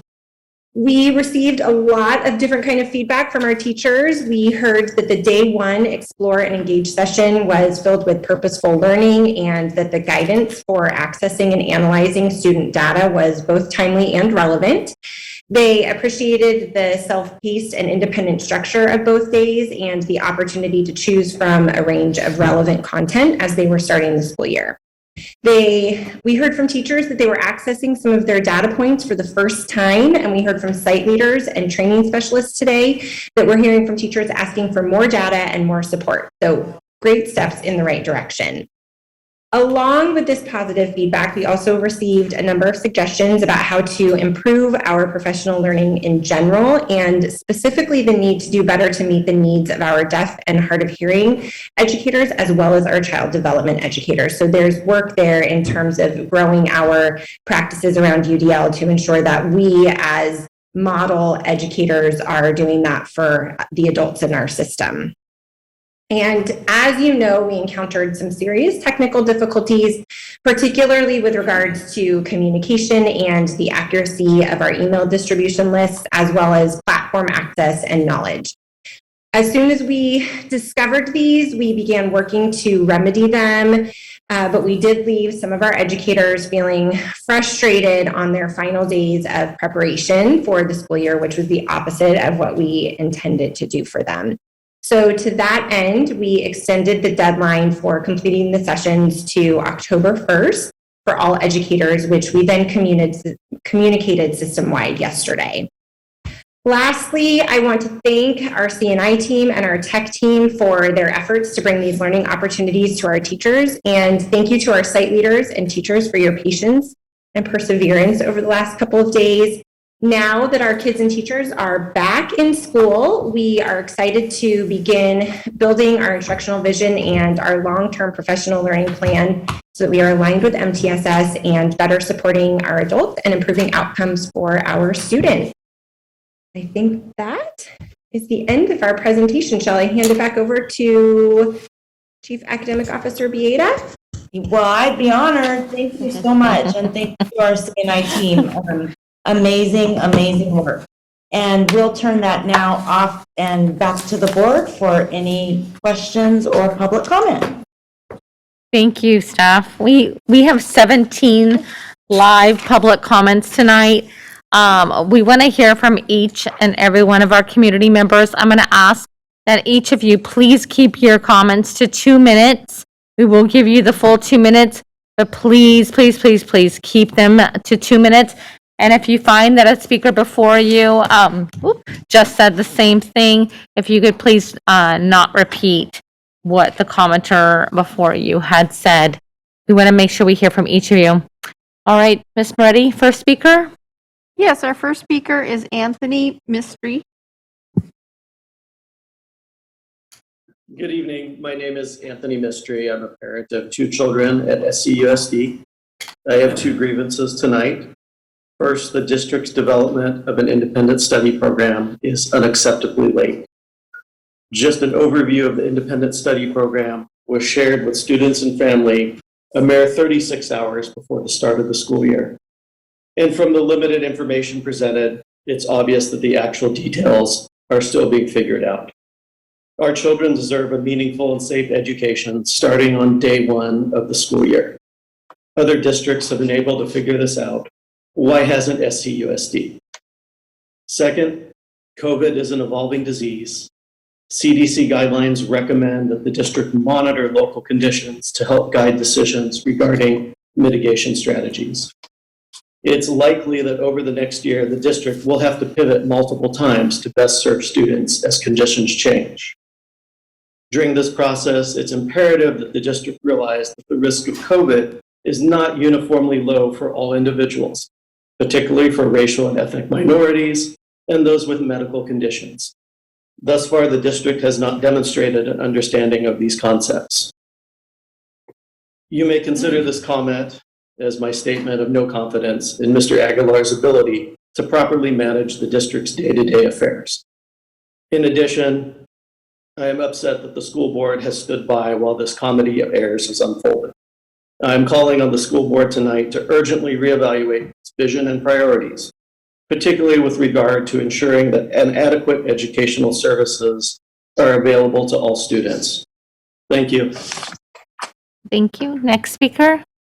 Our next speaker is Cassandra Hoff.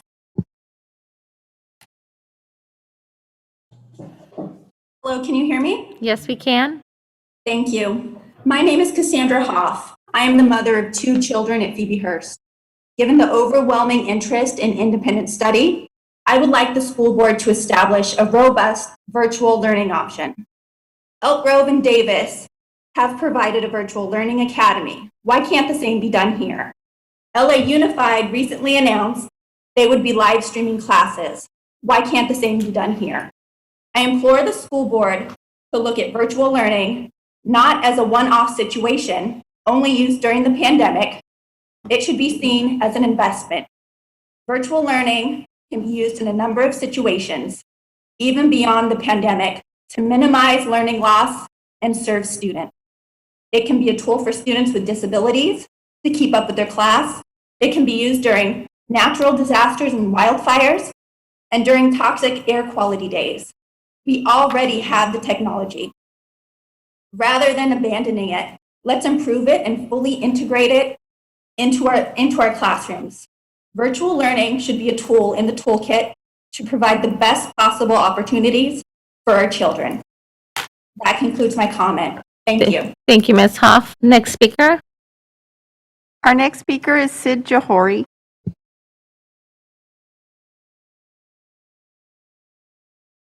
Hello again. I'm sorry, Yeah. can you hear me? Yeah, we can hear you. Okay, sorry, my computer connection is very bad tonight. I just wanted to really quickly reiterate my strong support for surveillance testing. Based on what was shared during the presentation, it looks as though the district is looking to larger districts examples, which are a lot more rigorous, and testing being mandatory at LAUSD is in order to return in person is a prime example of that. So I'm encouraged to hear that. However, I do need to alert you that even though we're talking about wins such as weekly testing being on sites, there's still a lot of mixed messaging happening. For example, during our recent on-site presentation, our principals shared that weekly testing and even potentially even daily testing would be possible for us. However, one of our parents contacted the nurse the following day during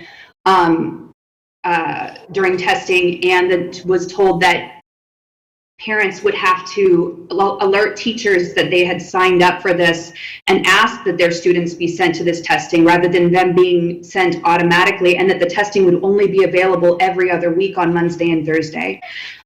There just seems to be still a lot of confusion and miscommunication throughout all levels within the district. And so while I'm happy to hear that this is top of mind and moving forward, it's still got a lot of work to do. In addition, I do want to caution us when we're looking at those Sac County versus school testing, people who approach a Sac County testing site are utilizing that typically because they have some concern or some inkling that they may have had contact with COVID. I know that myself, my own family, and several other families approach the testing on school sites simply to be a responsible member of the community and make sure, though, that we ourselves had no known exposures. So while I love the idea that we might be 7 points below what's experienced in the county, I wouldn't lean on those numbers too heavily. Thank you, And Ms. that's all. Jacory. If you could please wrap it up. Oh, what? Thank you. Caught you right at the end there. All right. Next speaker. Yes, our next speaker is Dana Grimes, and she is combining time with Michelle Poonen. Thank you. 4 minutes on the clock. Thank you. There we go. Good evening, board members and Sac City community. My name is Dana Grimes, and I proudly teach 3rd grade at Sutterville Elementary School. I'm here as a very disappointed teacher. On Tuesday evening, the district had webinars for parents interested in the long-term independent program. And at that webinar, district staff instructed parents to remain at their home school in a short-term independent study while the district continued to work on finalizing the program at Capital City. The district also said that at your home school, your child's teacher would prepare materials for your child as they wait patiently for Cap City program to be up and running. That must have felt awful and very disrespectful. As I write this statement, it is the day before school starts. I have not been notified or asked to help with materials for these important student requests. This doesn't sound like the superintendent that is always publicly stating how he values collaboration. If I were a superintendent, my email to staff would go something like this. Dear teaching staff, I'm reaching out to you to ask for help. I realize this is late notice and I apologize for this, but we're having difficulty opening our long-term independent study program and need a few weeks to finalize things. So I'd like to ask you to provide materials for your students in this program. And as a thank you for all your hard work, the district will pay your contractually hourly rate. And we understand that the typical short-term independent study program that you are familiar with is voluntary, but would appreciate, in the spirit of collaboration, if you would please consider helping. Thanks so much, your superintendent. But because we have not been treated respectfully, the staff at my school is saying no to this voluntary program. And I truly hope, as others have stated in their public comments, that we can work in collaboration like we all hope to and say, at least in the public forum. So thanks for listening. Have a good evening. Thank you, Ms. Grimes. Next speaker.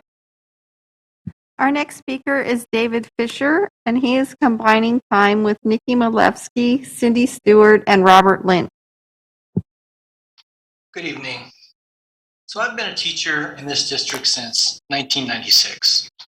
Since I began teaching, like most teachers, I've always found the first day of school to be one of the most exciting days of the year. Students are exciting and nervous to be in the classroom, as are the teachers, especially those who are attending school for the first time. Of course, this year is significant, especially because of the pandemic. Typical excitement and nervousness this year is also compounded by the surging of the Delta variant, which is much more dangerous to the unvaccinated, particularly children. Since the pandemic began, teachers have stepped up for their students. When the district provided no direction on how to instruct students in the spring of 2020, teachers reached out and taught students, even when the district directed them not to.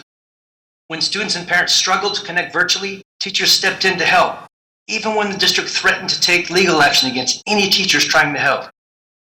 When the school year resumed virtually in 2020, teachers worked with the school site principals to develop a distance learning plan that worked to the best extent possible for students, even when the district refused to sign an MOU.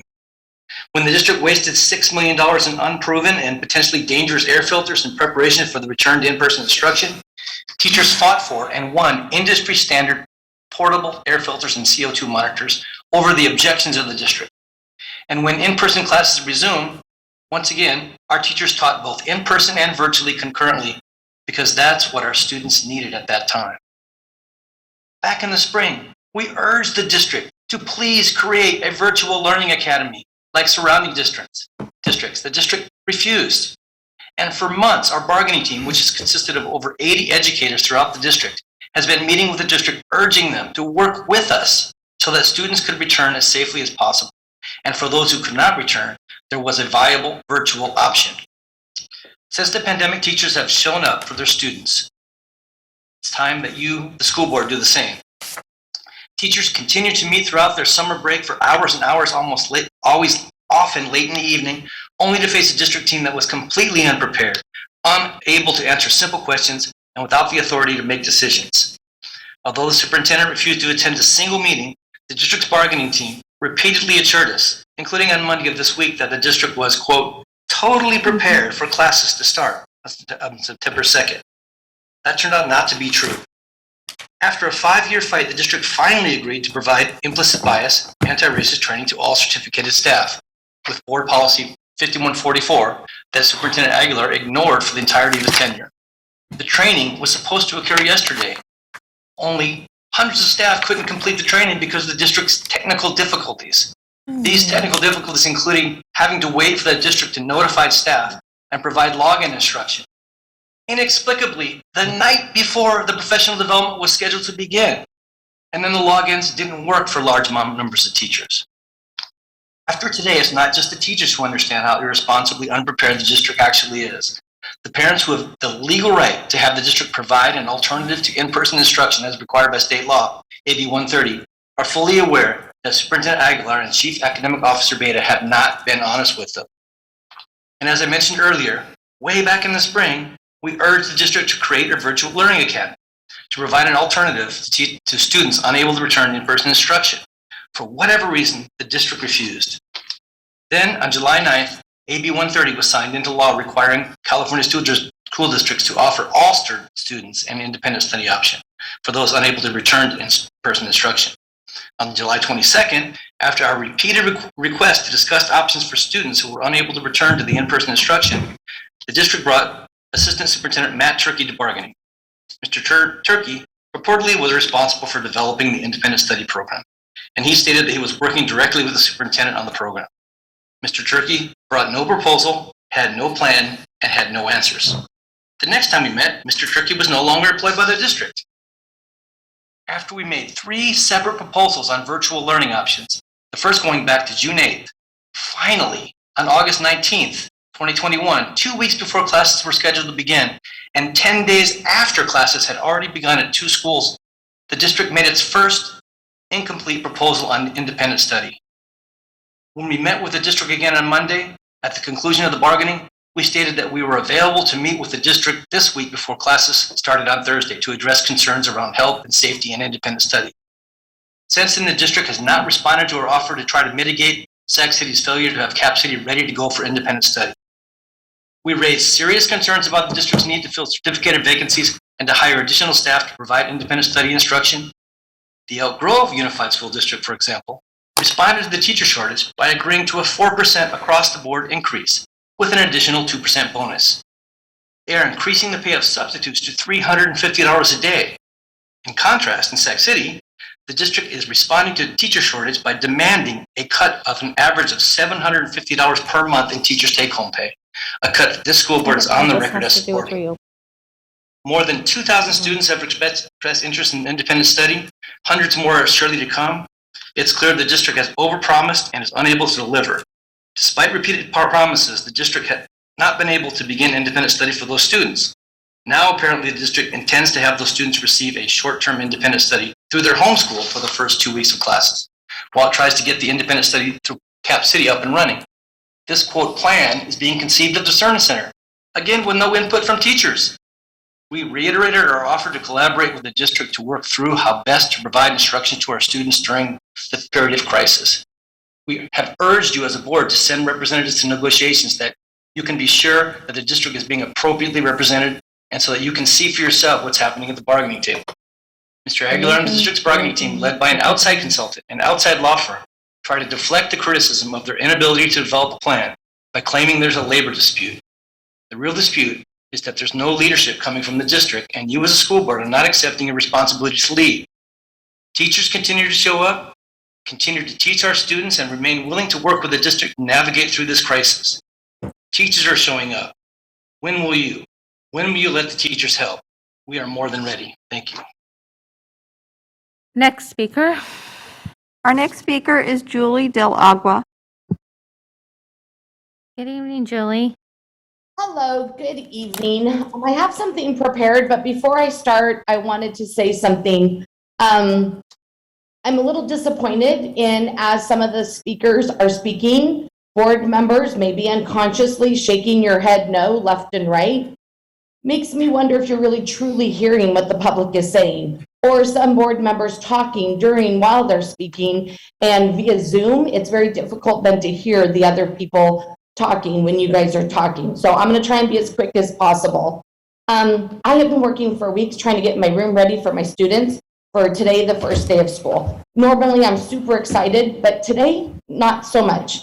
Having a little bit deflated feelings. Why, you ask? Well, I attended the Independent Study Parent Forum mainly because I don't get information from the district. I have to attend parent forums in order to find out what my responsibilities as an employee is, or what the district's telling parents that we as teachers are going to do, instead of communicating directly with us. I listened to the frustration of parents asking for help for their child. There were many students that didn't come to school today, who did not get their education today because the district isn't prepared. And that is literally your job. That is your only job, is to make sure that our schools are ready to educate students. Not only that, but the stress of the errors with emails and PLs and so many other things. They have exponentially increased over the last several years, the problems that go on and on. I don't think you guys understand the stress and mental harm that you are causing to your employees. I don't know how much longer I can take it. I have pulled my oldest son from the district because of that. You need to understand the harm that you're causing, not only to your employees, but to the families, community, and especially the students. We have to do better. We have to. Thank you, Ms. Del Agua. Next speaker. Our next speaker is Ingrid Hutchins. Hello, can you guys hear me? Yes, we can. Hi, I'm following up pretty much on the same type of situation that Julie was just explaining. I'm coming to you as a teacher who has been very stressed over the past few weeks, and I'm coming to represent my community of colleagues at my school because I heard multiple teachers today tell me they know now why so many teachers are quitting. They are considering themselves leaving, not just leaving the district, but just leaving a job that they love because of the stress and because of the lack of preparation. We were happy to see our kids today. That was absolutely the best thing. But underneath that, when we look past those beautiful pictures you guys got to see, there was the reality of our campuses were not prepared. My campus was one of those campuses that was waiting for those yoga mats. We had no idea what the plan was from the district. We just know that there was supposed to be some way for them to be able to sit out and have snack in mid-morning. And when we went out there, we found out they had not arrived. On Tuesday, we found out how far apart children were supposed to be spaced during lunch. And so we had to rewrite an entire plan at the last minute while we were all also in trainings. And then today after school, we find out that the after school programs through the district weren't given the same guidelines. And so the children were without masks, sitting at tables, eating, but they were not spread out the way that they were supposed to be. So there's a lack of communication to our after school groups. That is going to affect our positivity rate. So while I appreciate that everybody wants to put forth this wonderful picture of what's happening, we need the realistic view. We need the help. We need the support. We need us all to, like I said earlier tonight, pull together, because the people who work day in and day out at the schools with the families, we know what they need. We know what we're lacking. And we're asking over and over again for those things. And every single time, people treat us as if we have no idea what we're talking about. Thank you, Ms. Hutchins. If you can please wrap it up. I will wrap it up in 1 second, I promise. I just really want you to understand that so many of us have decades of experience in the classroom. We have experience as pandemic teachers now, and we just need you to start to listen, because we're scared what's going to happen to our children. Thank you. Thank you. Next speaker. Our next speaker is Kristen Gorey.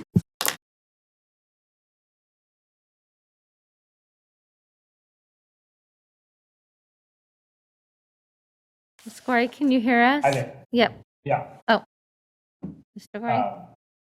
I'm speaking for Kristen Gorey and Mo Kashmir. They've yielded their time to me. Okay. I won't need all that time. Okay, Good go evening ahead. anyway. My name is Michael Bedard. I'm a parent in the district. My family's experience in independent study today was frustrating and probably repeated by those other 1,100 families. We thought until Tuesday there was a program in place.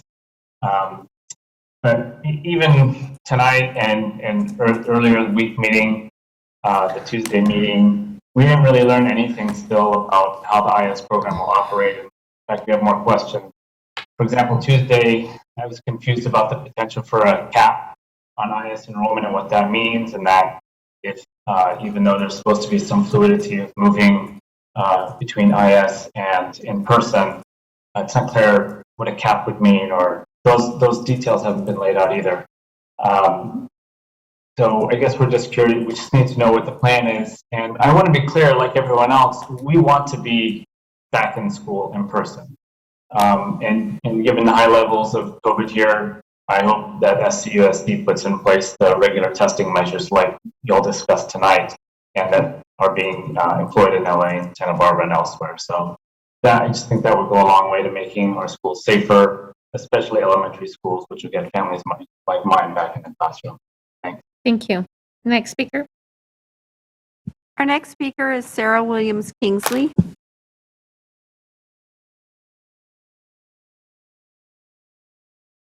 Good evening, board and superintendent. Can you hear me? Yes, we can. Thank you. I knew that this would be sort of a really big meeting and a really big moment for our community, and so wanted to have a chance to speak tonight about what went well and what definitely could be improved. I want to say my child went back to school today for the first time since March 12th of 2020. And he went to a brand new school where he didn't really know anyone except the teachers that he interacted last year with on Zoom. And he was greeted with a lot of smiles behind masks and a lot of people calling him by name, and a lot of support from the staff at Cal Middle, who did a really great job making their students feel welcome and excited about learning in a way that the students haven't felt for quite some time. And so I want to applaud them for really being there for their students and really putting together a program that was very thoughtful about these students coming to a new space in a new time. And I want to acknowledge that our community is really struggling with the pandemic. We're, as a community, not doing enough to protect our most vulnerable children who can't yet be vaccinated. And that's a community problem that is not specific to Sac City, and we're certainly trying to deal with that as a district. And I know that lots of people are working really hard, but like others, I want to call out that our communication is really poor. And I don't know why that is. I don't know if it is a delay in approval or that everybody is working from home or what the problem is, but our community deserves better. And I get that things are super fluid and the state has tied the district's hands in a lot of ways with AB 130, and districts across the state are experiencing this challenge as well as Sac City. And there's a lot that can't be fixed at the district level that we just have to plow forward and make the best plans we can. Thank you, Ms. William Kingsley. If you can please wrap it up. Yep, the communication could be better, and our parents and families deserve better in that way. Thank you. Thank you. Next speaker. Our next speaker is Shonda Wesley.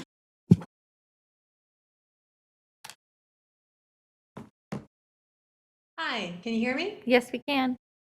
This is Shonda Wesley. I'm a parent of a third grader. Members of the board, we really need your help. In June, the district knew an independent study plan was needed, and AB 130 was signed on July 9th. Yet this seems to still have caught the superintendent and the district off guard, despite the fact that families have sent multiple letters to the district, spoken at school board meetings about this issue. The 2,114 people who filled out interest forms alone should have been a clue this was important. After the webinar, which was planned 2 days before school starts, didn't allow us to talk and ended early, we received an email at 11 p.m. that we had 1 day to register for independent study. 1 day. But without the benefit of having those important questions we needed asked and answered before making that very big decision for our kids. Some families felt that they were intentionally forced to take their kids to school today or be marked absent. So many of them never got the email as well. I doubt all the families interested in independent study even got a chance to register. The levels of education inequity are astounding here and must be addressed. Whether it's children with asthma, families with caregiving responsibilities for medically vulnerable family members, or those who are otherwise immunocompromised, and others simply just don't want to take a chance with their kids' health. Understandable, because the state currently reports that the case rates in Sacramento County are 45.5 cases per 100,000 people. And to cap everything off, we were notified before the teachers were notified that they would be responsible for packets for our students or do something or other to keep kids busy before independent study formally begins in 2 weeks. They were told the day before the first day of school. That's disrespectful to them, but it's also disrespectful to us. This program is a clown car of ineptitude, and parents are tired of being ignored by our superintendent. Thank you, Ms. Wesley. If you could please wrap it up. The district's slapdash planning is unacceptable. The law requires you to do this right, and you need to fix it. Thank you for your time. Thank you. Next speaker. Our next speaker is Steph Rodriguez. Can you hear me? Yes, we can. Good evening. My name is Steph Rodriguez, and I am a mother of a first grader at Sutterville Elementary. Today was many kids' first day of school, but for my family and 2,000 others who expressed interest or concern for returning, for 2,000 others that were expressed concern for returning in person and told independent study was our only option, it was just another day. With no direction from the district whatsoever, my son and I wrote in our journal and started learning about volcanoes because I didn't want his first day of school to be empty. As a parent of a first grader, I feel stranded. It's as if you didn't have a plan at all for this online independent study program. We now know you don't even have the teachers to accommodate more than 2,000 families that said they wanted to keep their children home safe as the Delta variant continues to spread across all age groups. What will his second day of school be like tomorrow? You can't even tell me that. He is not even on any of the 3 first grade rosters at his home school. So how are teachers or his principal supposed to keep track of students who are signed up for independent study? Where is his short-term independent study? It's not at his school because they're refusing to do packets that they were told the day before to make. What am I supposed to do for 15 days? I received a call from Cap City yesterday. They told me I would be getting a call from a teacher today. Did that happen? Of course not. This is sad. This is unacceptable. You lie to our face. You shake your head, you sit there, you whisper amongst yourselves. This district has really failed its students and it needs to do better. And Jorge, you should resign. Thank you, Ms. Rodriguez. Next speaker. Our next speaker is Taylor Kayata.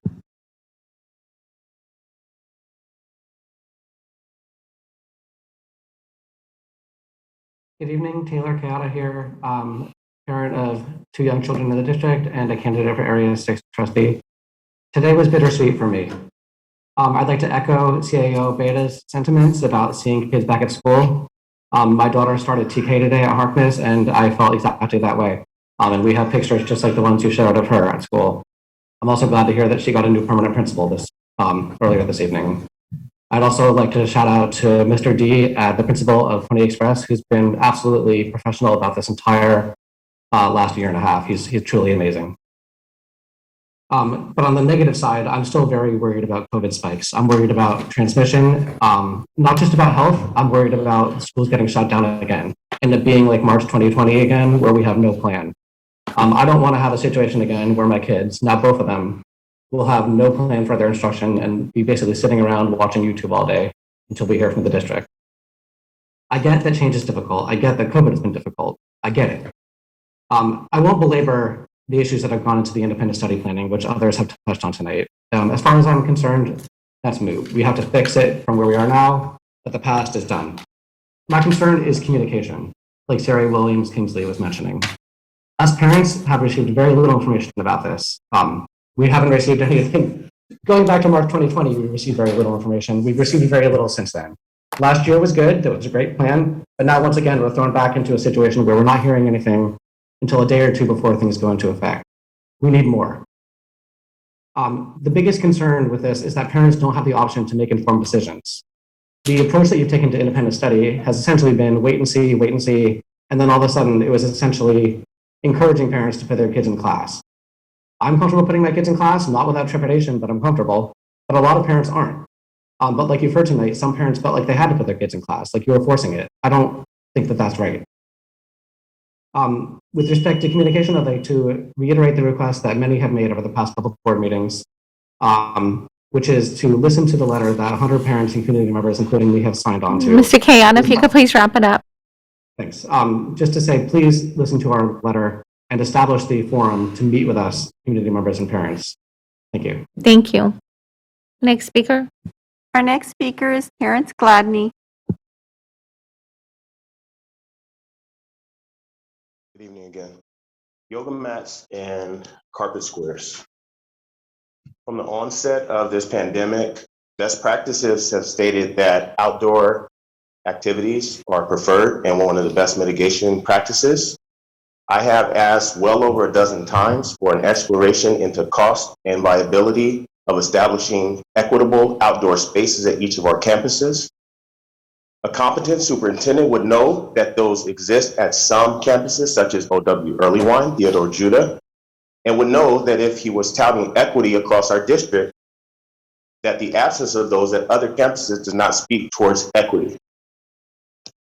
It was never even considered. Not me as a parent, me as a bond oversight committee member, me as a member of the facilities master planning committee, where we are talking about equitable implementation and expenditures around facilities on each and every one of our school campuses to make sure that each student has the access to those equitable facilities that will allow them to be their brightest. We cannot talk about equity and then tout our high levels of diversity and poverty, but not put ourselves in the position of humility to really align ourselves with those families that we're trying to conveniently uplift when it fits the needs of the district. Because a humble person, a person who's struggling with poverty, knows that you plan for the worst. We do never consider a good, better, best approach. We're ordering or awaiting the delivery of picnic tables now as we awaited the delivery of Chromebooks, knowing that we could potentially need them and had more than adequate funding to secure them. The Chromebooks were delayed, and we said it was a logistical error. We're waiting for picnic tables, and in the meantime, our campuses will look like an expanded kindergarten or preschool. We did not know for sure where we were going to be today, but we knew where we could be. So it's Mr. very Gladney, if you interesting could please that wrap it up. when we continue to talk about our shortcomings budget-wise and expenditure-wise, and we're on the verge of insolvency, we still aren't acting in that manner as if it's that urgent. So I question again, are you very upset with where we are today? Because I am, and I've heard it in the parents, and to those that have expressed their hurt and their pain, I wish I could give them all a hug, but I stand beside them. Thank you. Thank you. Next speaker. Our next and final speaker is Tracy Mistry. Good evening. My name is Tracy Mistry, and I have 2 elementary students in the district. My concerns are first, that based on the information provided at the very last minute IS webinar, the district is basing its decisions on conditions that existed in June. Instead, the district should be basing their decisions on current COVID conditions, including the presence of the Delta variant, the increased case rates in Sacramento, and rising pediatric hospitalizations. With such conditions, I urge the district to urgently implement additional measures, such as mandatory testing like LAUSD. In addition, the district should be taking advantage of our later school date start and learn what has been happening in other districts. For example, just 3 weeks into the school year, Folsom Cordova is currently reporting that more than 1 out of every 24 students and staff are in quarantine. What can SCUSD do better than Folsom to change this trajectory? And clearly, SCUSD needs to have a better contingency plan in place than you can do up to 15 days of independent study for your quarantine when teachers are not going to be providing independent study materials. Second, equity, as has been previously discussed in various ways. I understand the district just held a staff training on equity, yet the last minute, time limited, online only rollout of independent study interest and enrollment forms is the polar opposite of equitable. My first grader with a medical condition and many other students at high risk had 2 choices. In-person instruction in an environment that poses an unacceptably high risk of contracting COVID and COVID-related complications given the current community spread, or a currently non-existent independent study option. I do not consider this equitable. I'm particularly exasperated by Mr. Aguilar's suggestion at the IS webinar to give in-person a try and see how it works. But in practically the same breath, he stated that independent study spots may not be available at a later date. And I don't understand how we as parents can see how things go when we're not being allowed on campus, communication is poor, and my first grader is not capable of reporting how COVID safety precautions are being carried out. And to reiterate what some of the Please other wrap it up, speakers Ms. said, Mistry. increased communication, even over communication, would be preferable. Thank you for your time. Thank you. That was the last comment, Ms. Moretti? Yes, that was the last comment. Okay. All right. I want to start by just, I first want to say thank you to staff for that presentation, and thank you for starting with celebrating our students. So, my children are now Sac City graduates. This morning, I drove around the neighborhood on my way to work, all around to my school sites as parents were dropping off their kids at school. And we've talked about that sound before, that sound of joy, that sound of our kids that were so happy to see their friends after so many months of not seeing them, that sound of parents laughing and joy of just their kids having some sense of normalcy. It actually brought me to tears on my way to work. So I just want to celebrate that our kids are back at school. And though we have a lot of work to do and to keep our kids safe, we are doing our darn best to keep them safe. I have a couple questions in regard to the presentation. The first question is for Ms. Flores. Ms. Flores, did you say I know one of the commenters had mentioned about mandatory surveillance rapid testing. And did you say that there was a shortage on the rapid antigen testing kits? Correct. Yeah, the Binex Now rapid antigen test kits, there is a current shortage right now nationally. Yeah, and I know if for anybody that's tried to go to like CVS or Target or Walgreens to try to purchase a test, you just can't find them. Ms. Flores, I'll be reaching out to you tomorrow. I have a contact that I've been working with for my day job of a company called Medic Health out of Florida. And I've had a conversation with them, and they have a large supply. I've told them how many students we have. They said that they could supply tests for our district. So I'll put you in contact with them to see if we can maybe get a contract with them. Sounds good. Thank you. My next question is for the facilities department. In regard to the picnic tables, we have some fantastic CTE Construction Academy classes at Luther Burbank and Rosemont High School.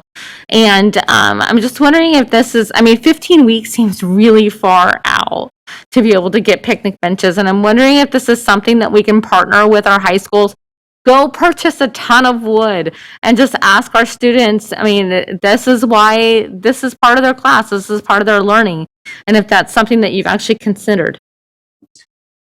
I can't tell you, just being new, that that's been explored or not officially, but I could say that it's something definitely to be a conversation. The 15-week lead time is not from lack of effort on the district side. It's a shortage of steel in this world and production and labor. It's across the construction industry. There wasn't a partner that would be able to do anything faster than what we found on the tables. Wood's going to be in the same spot.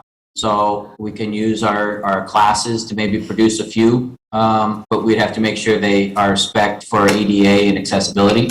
So we could come up with some type of plan and maybe work with them to provide some opportunity for the classes to participate.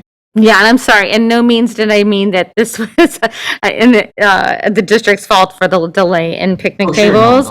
I just think that this is a fantastic opportunity to be able to use our construction academies to be able to help supply some of those tables.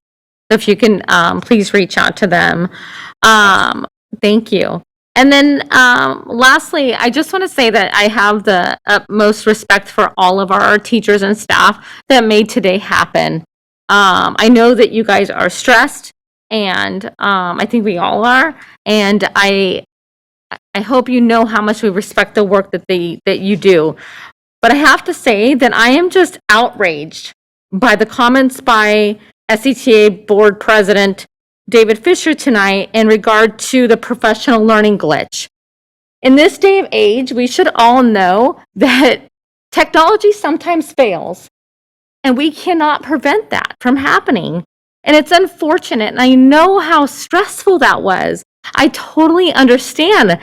Today I was having issues with my printer, and I just wanted to throw it out the window. I know how stressful technology is, and that we were trying to give you these 2 days of PL, and I understand that frustration, but I'm pretty outraged on the comments of just please, it was not the district's fault that there was a glitch within the technology. So, and I wanted to thank staff for recognizing that and giving to October 1st and to complete the process. So that's my only comments for right now. Member Villa?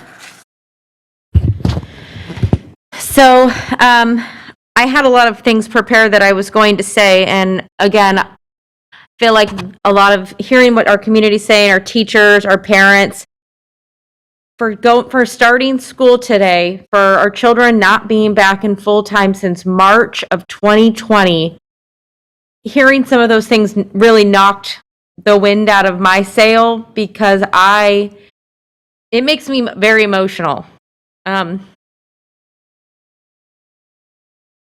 everybody is struggling, and it's really hard for me, taking off the trustee hat and the parent hat, to understand that everybody is struggling and everybody is doing the best that they can.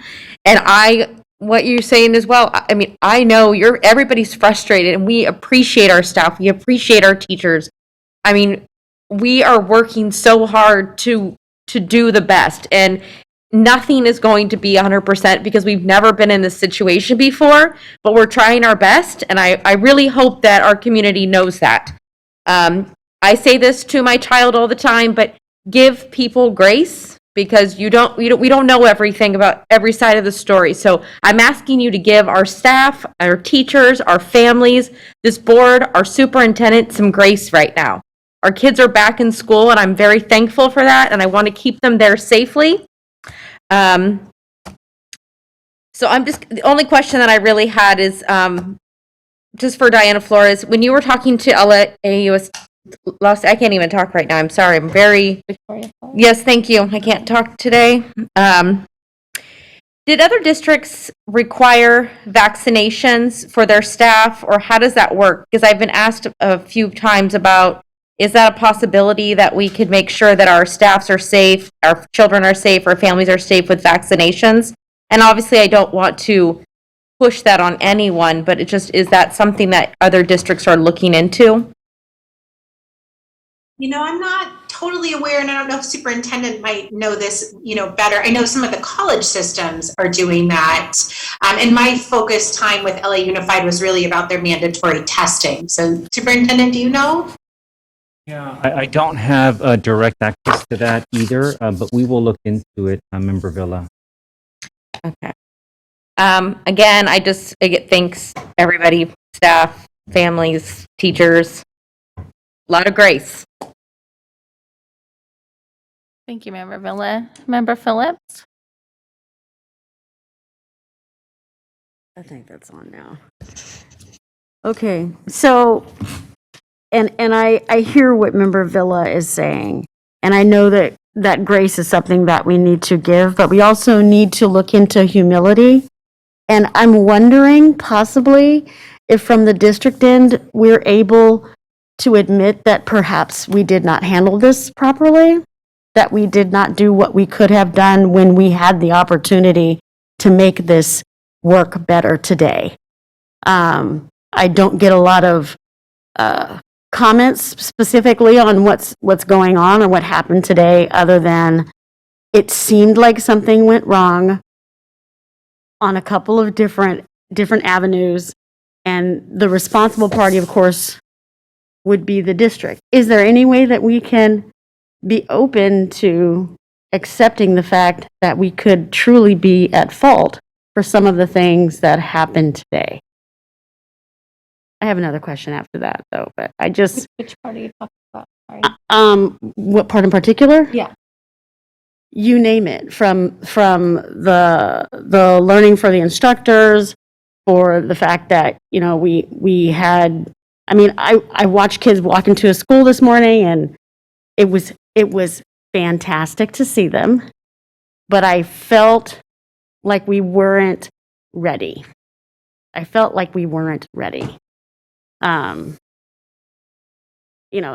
Not saying it in the worst way. I'm not calling out anyone, but taking ownership of certain things allows us to learn from our mistakes. We talk about, the joy in a failure and learning from that mistake. We can grow better from that if we take ownership. So, I'm not 100% sure if we're willing to do that. I personally am willing to accept that it's possible that we didn't do everything right. And Trustee Villa said it, everybody's basically a hot mess right now. We're all trying to get through this together, but we have a slightly more important position in how we do this. So I'm just curious if we really can look at the failures and the mistakes that we have made in this and analyze it in a way so that we can come back better. And I know, closed session is kind of weird. You can't talk about certain things, but I think what I said was pretty clear that, owning up to mistakes will help us do better in the future. So I'm going to put it at that and then ask my other question of Ms. Flores. But I hope that we can talk about that. I hope that we can have a discussion about accepting fault for certain things, not everything. And for Ms. Flores, I'm a musician. We're ordering covers for instruments, but we're only ordering them for things that are not wind instruments. I'm just curious because when I play my sax and I put a cover on my sax, I could play through a mouthpiece. That's not an issue. I mean, through a face mask, a regular medical grade face mask, but air comes out of horns all over the place. So I'm just curious if we are really, and I love our band programs. I love our band kids. I'm still a band kid, but I just want to make sure that we're being safe in what we're offering the kids to put over their instruments. I don't know if we have clarinet sleeves or anything like that, but whatever you can say would be helpful. Yeah, so we're looking at all of the specialized bell covers, I think they call them, and there's specialized face covers with, kind of openings.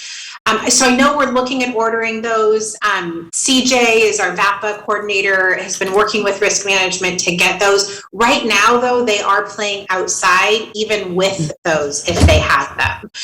And so we're going to look at that CDPH guidance, really look at what we think is safe in our community right now, and make sure that we can keep our kids playing. I know how important it is for them to be able to participate and do these activities, but do it in the safest way, especially with this high rate of community spread that we have right now. Okay, thank you. It's good to hear that they're playing outside. My groups play outside too, so it's good. Yeah. Thank you. Thank you, Member Phillips. Member Morosky? Thank you, President Pritchett.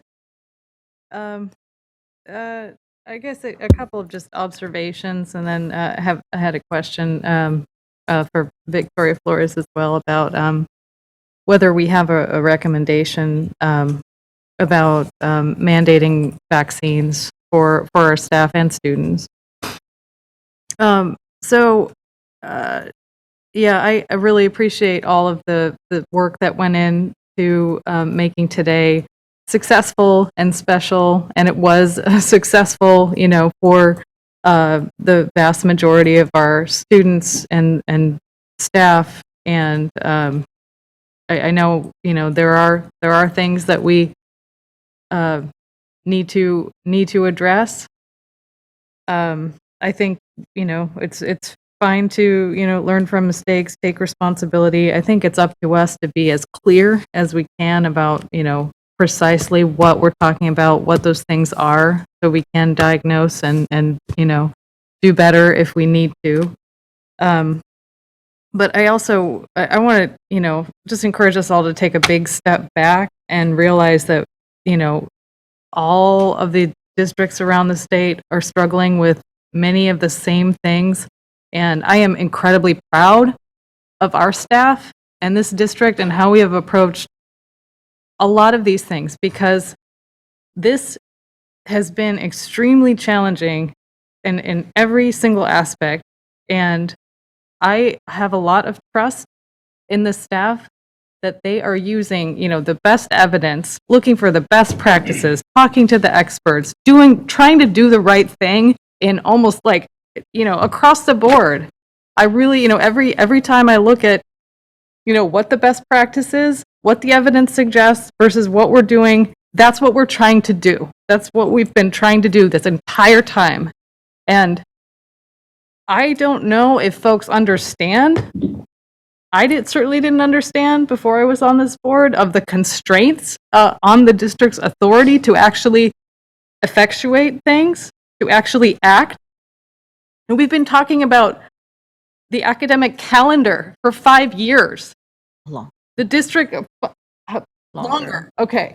The district does not have the authority to do the things it wants to do in the way that it wants to do them. It could be aligned with best practices. It could be, aligned with the evidence. but the district does not have authority to move forward to do those things. And that is a big reason why the district cannot communicate that these things will be done in the way that it wants to accomplish them, because it does not have the authority to move forward on them. So it's, you know, if I didn't know some of these things, I might think as well that the district staff are, you know, inept or just sitting on their hands waiting for school to start so they can figure out independent study. I mean, it's absolutely ludicrous to think that, knowing what I know now about how hard the staff works to make this a success. So I just really want to appreciate the work that's gone into all of it. And I you know, it's not going to be perfect. There are things that, you know, that everyone's human, systems fail, things get screwed up, but I just really want to appreciate all of the staff work and all of what we're doing. I had 2 boys that went back to school today after, you know, for the first real school day since March of 2020. So I am, you know, emotional about this day as a parent as well.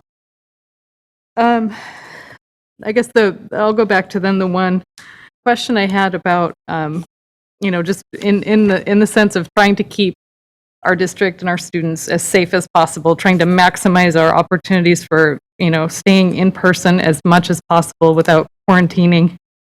Is it advisable? Does the staff have recommendations about mandating vaccines, mandating vaccines for staff, mandating vaccines for students? You know, if it's recommended by staff, I would be supportive of moving towards that. I did, you know, have some misgivings before the FDA gave full approval to the vaccine, but now that that's been done, I really do think we should evaluate that. So would love to hear, you know, any initial thoughts on that. Yeah, you know, I can just share, you know, we haven't deeply considered that at this point, but I think that's something we could definitely look into. To answer the question, Susan Civils, one of my amazing lead school nurses, Google searched and texted me, Culver City is the first district in California, I believe somewhere in the LA area, who is mandating vaccines. So we can dive in and learn more about what they're doing. It sounds like Superintendent Thurman's been supportive of that, and we can come back to the board. I would appreciate it. Thank you so much. And thank you for all you're doing. Thank you, Member Morosky. Student Member Zhang.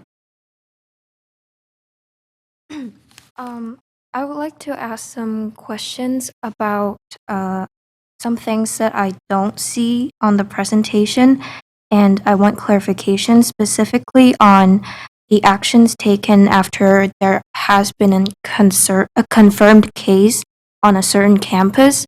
From what I gathered from the presentation, the only thing that the district is going to do is quarantine or isolate a certain staff member or student at their house for various amounts of days based on their circumstances. And I also see that if the person has been in a classroom, it's going to be disinfected. So I would like to ask, is that enough to make sure that the campus is still safe for students to attend school? Because as we know, the nature of this virus, it's extremely contagious, and only quarantine the student or staff who got the vaccine and also their close contact. We can't make sure that the virus has not already been spread to other parts of the school, and therefore I am a bit concerned about that. And also, I would like to know, what's the number of cases that we need to classify the situation as an outbreak? Because I assume that when we have an outbreak, whatever the number is, we would have to close down a certain campus. And a follow-up question on that is, if we are closing a campus, are we sending all students into independent studies, or is distance learning going to return? I think these are questions that students would want to know, and I am deeply concerned about them because I don't see them anywhere in this presentation. And one more topic is quarantine. I see that when a person is required to quarantine, they would be staying at their own home. How do we make sure that the person who is staying at their house is not spreading the virus to their family members and contaminating the neighborhood, which could include young children, elders, or other vulnerable individuals? Because not every family can afford a space that has enough room to quarantine a person, and the delivery of food, sharing a bathroom, and also poor ventilation can all be factors that increase the risk of getting the virus and spreading it to other people. And so, is there an alternative plan to quarantine at home for people who doesn't have adequate space to quarantine at their own home? Thank you. Thank you for those excellent questions, Student Board Member Zhang. I'll do my best to answer, and maybe we can bring back some more detail for you because I could probably give a thesis on contact tracing. So close contacts, when there's a positive case, our first question is, were they physically present at school and where were they? So that's part of the contact tracing process, is figuring out what locations, what days they were infectious, and looking at who was near them within 6 feet or less for 15 minutes or more. All of those individuals will be quarantined. And depending on those decision trees, if that exposure was at school, they can qualify for a modified quarantine if they're not a household member.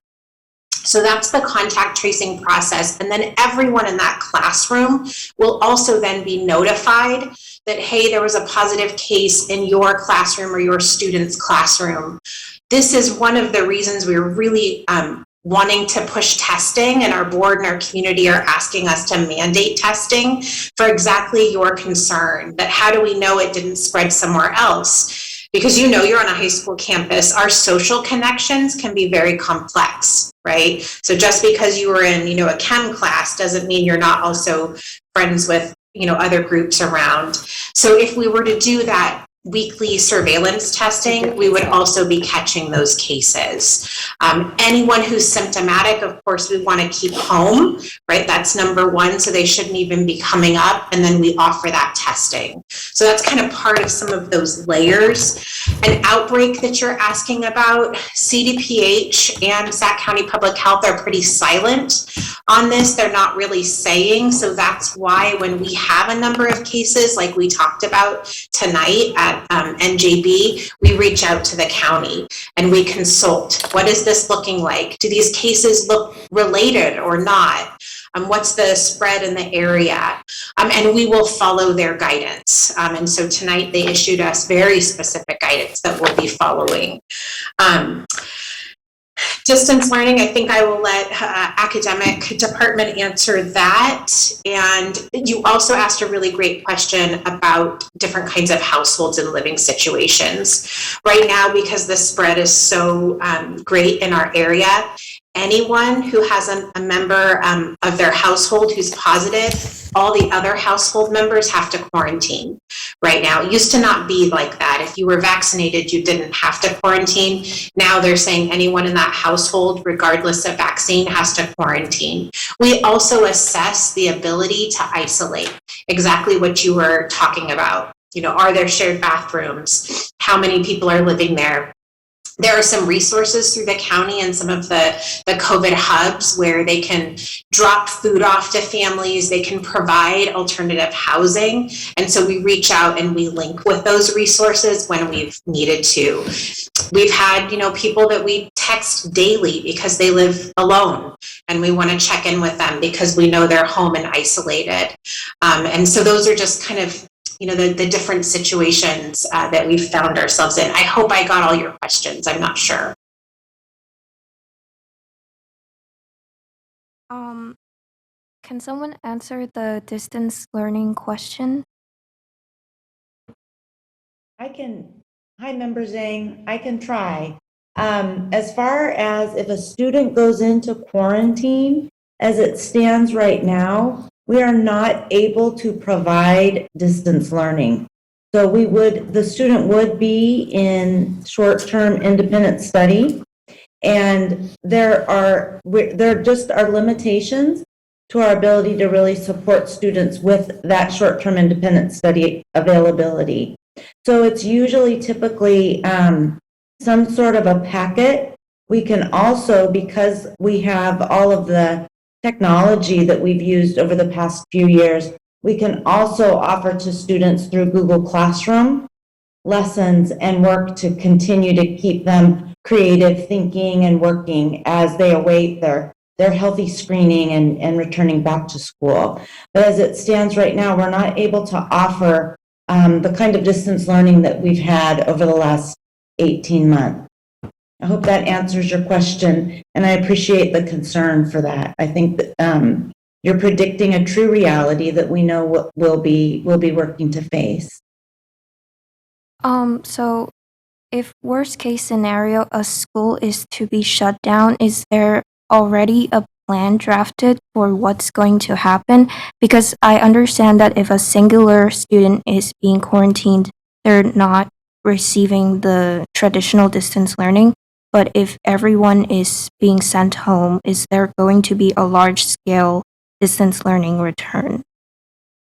That's another really good question. And as it stands right now, we're still not able to offer, even under those circumstances, a full-scale distance learning to all of the students. But I think those are really good ideas and ways that we know that we could serve students, because we have all of that technology, as you know, Member Zhang, in our classrooms right now, ready to go, if that were something that ended up being approved that we could offer. As it stands right now, we're not yet able.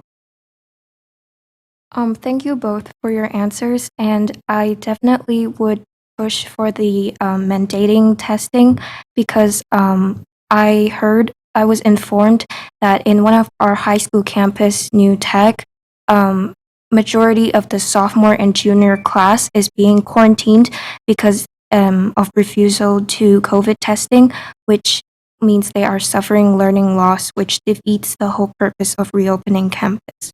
Thank you. Thank you. Member Garcia? Thank you. It's always tough to go after student board members. They're terrific. So thank you for your very insightful questions. And we often have more questions than answers. I feel like that's the norm now. But I have mixed emotions tonight. As a parent, I celebrate that my daughters went back to school today in person. They were excited. They were nervous of starting a new school, a new grade. They moved on to middle school. And when I picked them up today, they were just so happy. They were exhausted. Physically and emotionally, they were just exhausted, but they were so excited to see their friends, to meet their teachers. Just the energy at the school was just so just wonderful. But I do recognize as well as a board member that while we celebrate all of that, and nothing's perfect, I think we can accept that we're all doing our best. And I know that staff here at the central office has been working really hard.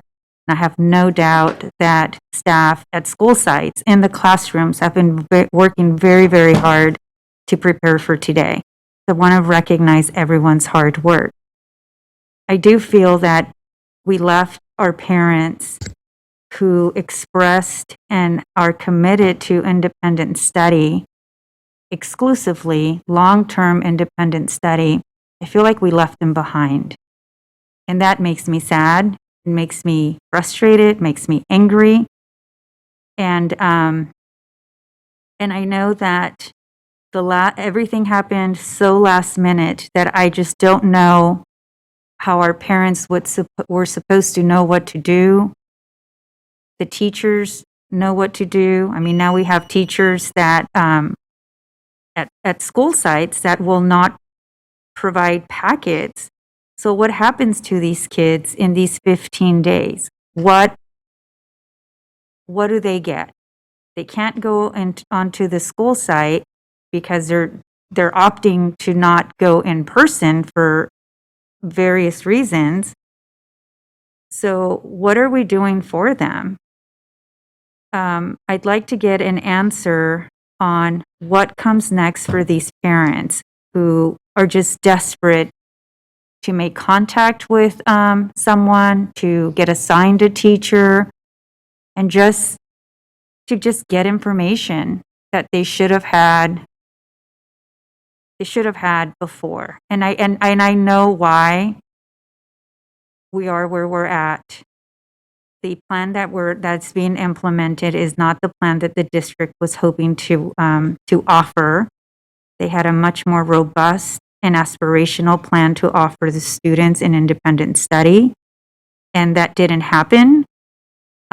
So the plan B, I think, happened very quickly, and we left families behind. So I'd like to get an answer just for the parents that are listening to us that are still stranded. What comes next for them? And then I have other questions as well. I can start to try to answer that, Member Garcia. And I truly appreciate that question. What comes next is we're working on that staffing piece. So we know the parents have shared with us that they do now want to attend Cap City for the year, or at least for some longer period of time. And so we started actually today, starting to register students into Cap City from the parents who have told us we've made the decision, we're committing, we want to move to Cap City. And we started registering those students today. And we heard Mr. Schweitzer share how a very committed team spent the day there working to get that to happen for as many students as we could. And we started by filling the spaces and every little nook and cranny that we could fill with the teachers that we have available for students right there at Cap City. Now what we're doing, and we started some of this today, and Mr. Schweitzer shared this too, is we're going to start to help teachers to come over to Cap City, and we're creating additional spaces there. As we move teachers into Cap City, parents will expect that they'll hear from Cap City and will be able to say, we have your teacher. And our goal is to make sure that that can happen sooner than that 15 or 14 days. We do know that a student can be in short-term independent study for up to 14 days, and that is not what we want to happen. It's not the plan. And we're working very hard. Our Human Resources Department is working really hard with us. The Cap City team is working hard with us. Our Budget Department and Business Department, everybody working to get the staffing to Cap City as rapidly as we can. And as we get that staffing there, parents should expect to hear a call from Cap City. The team has also designed a very smooth and seamless process so that as soon as we have that space for the student, they are contacting the school that the student is currently enrolled in, letting that school know that we're going to care for that student at Cap City, and then that school is reserving that spot for that student in case anytime within 5 days that parent decides they want to return back. So that is what parents should expect. They should also expect for the 14 or up to 14 days for short-term independent study, that they should have some work, whether that is as part of a packet or it can also come through Google Classroom. And they should expect that they could have those pieces. If they're not getting what they need, I would encourage them to first reach out to our Constituent Services Department, because that's where we're caring for all of this data right now, so that we can make sure that we can do the outreach that's needed. So I'm still thinking of the parent who contacts the school and the school is not offering packets during the short-term independent study, where does that parent go to get learning materials for their child?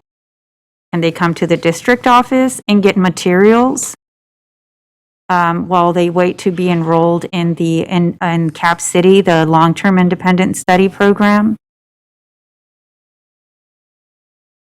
Sorry, I was on mute.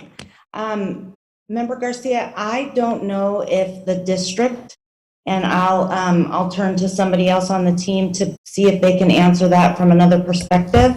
I don't know that the district absolutely could provide materials. We absolutely could provide materials. I just don't know that we can. So I'll turn to somebody else to hear if we can do that. It's possible we could make that happen, but I don't know that we're allowed to or that we can do that. Member I don't know if Garcia. somebody else has a thought on that. Member Garcia, thank you for the question. I will give you my perspective on the answer to your question, and that is that ultimately we will take ownership of the responsibility to ensure that students have learning materials in front of them. And if that means that we will centralize and we will provide those learning materials for students, then we will do so. I hope that what we can do is provide learning materials as resources to our teachers that may have students who are choosing independent studies as a learning option. But I just want to be clear that we will own the responsibility of providing materials to our students. Okay, so that parent would call the school site principal or call the district office? How would they secure the materials? Just so it's crystal clear what options parents have. What we can commit to is allowing us at least until the end of business day tomorrow, so that we can put that information out based on the decision that we make about whether we will ask families to contact the district or contact their school site. Okay, thank you.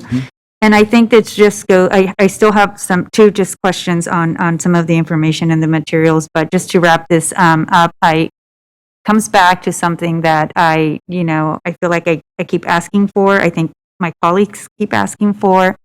There's these really hard deadlines that we need to stick by in terms of negotiations, because we always run out of time and then we're scrambling. There is a plan in place. There are often multiple plans in place because it just depends, but it feels like it's always scrambling. So I do want to ask that we, try over communicating. Moving forward, there is always, a request from many of our public commenters about the need to communicate and communicate more. I think it's going to be critical, as this is going to be another year of so many unknowns, that we want to try something different, and maybe that's it, over communication. So I do want to move forward on to my questions. The masking outdoors, masking both indoors and outdoors, and how they relate to sports.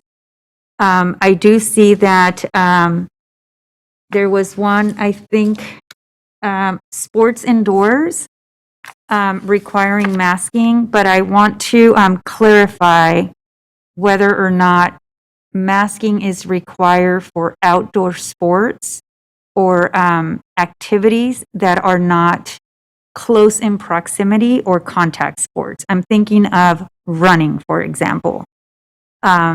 This came up through one of my constituents, so I want to see clarification on whether or not masks will be required for the running team at an elementary school, for example. Is there an answer to that?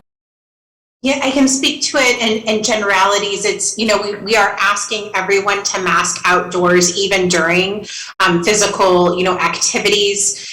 I think we can take into consideration, and we did this last year when we masked outdoors and indoors as well. If you had more than 6 feet of distancing, you were fairly stationary, right? That's the kind of the protocol for our mask breaks. If we could look at something like that, I mean, if you're doing long distance running and you're really far apart, that would make sense. Our concern is when we start to come closer together with the high rate of spread with Delta, we're just in a different place, right? And when we're breathing heavy, we're going to be expelling all of those aerosolized droplets. So it's something we can look at and work with our different athletics, but we're just really wanting to do everything we can to stop that spread. And of course, there is guidance in the new CDPH. If it's not safe for the sport, like we're not going to face mask when we swim, right? There are certain, and they reference, I believe, the American Academy of Pediatrics. And so we can dive deeper into those as well.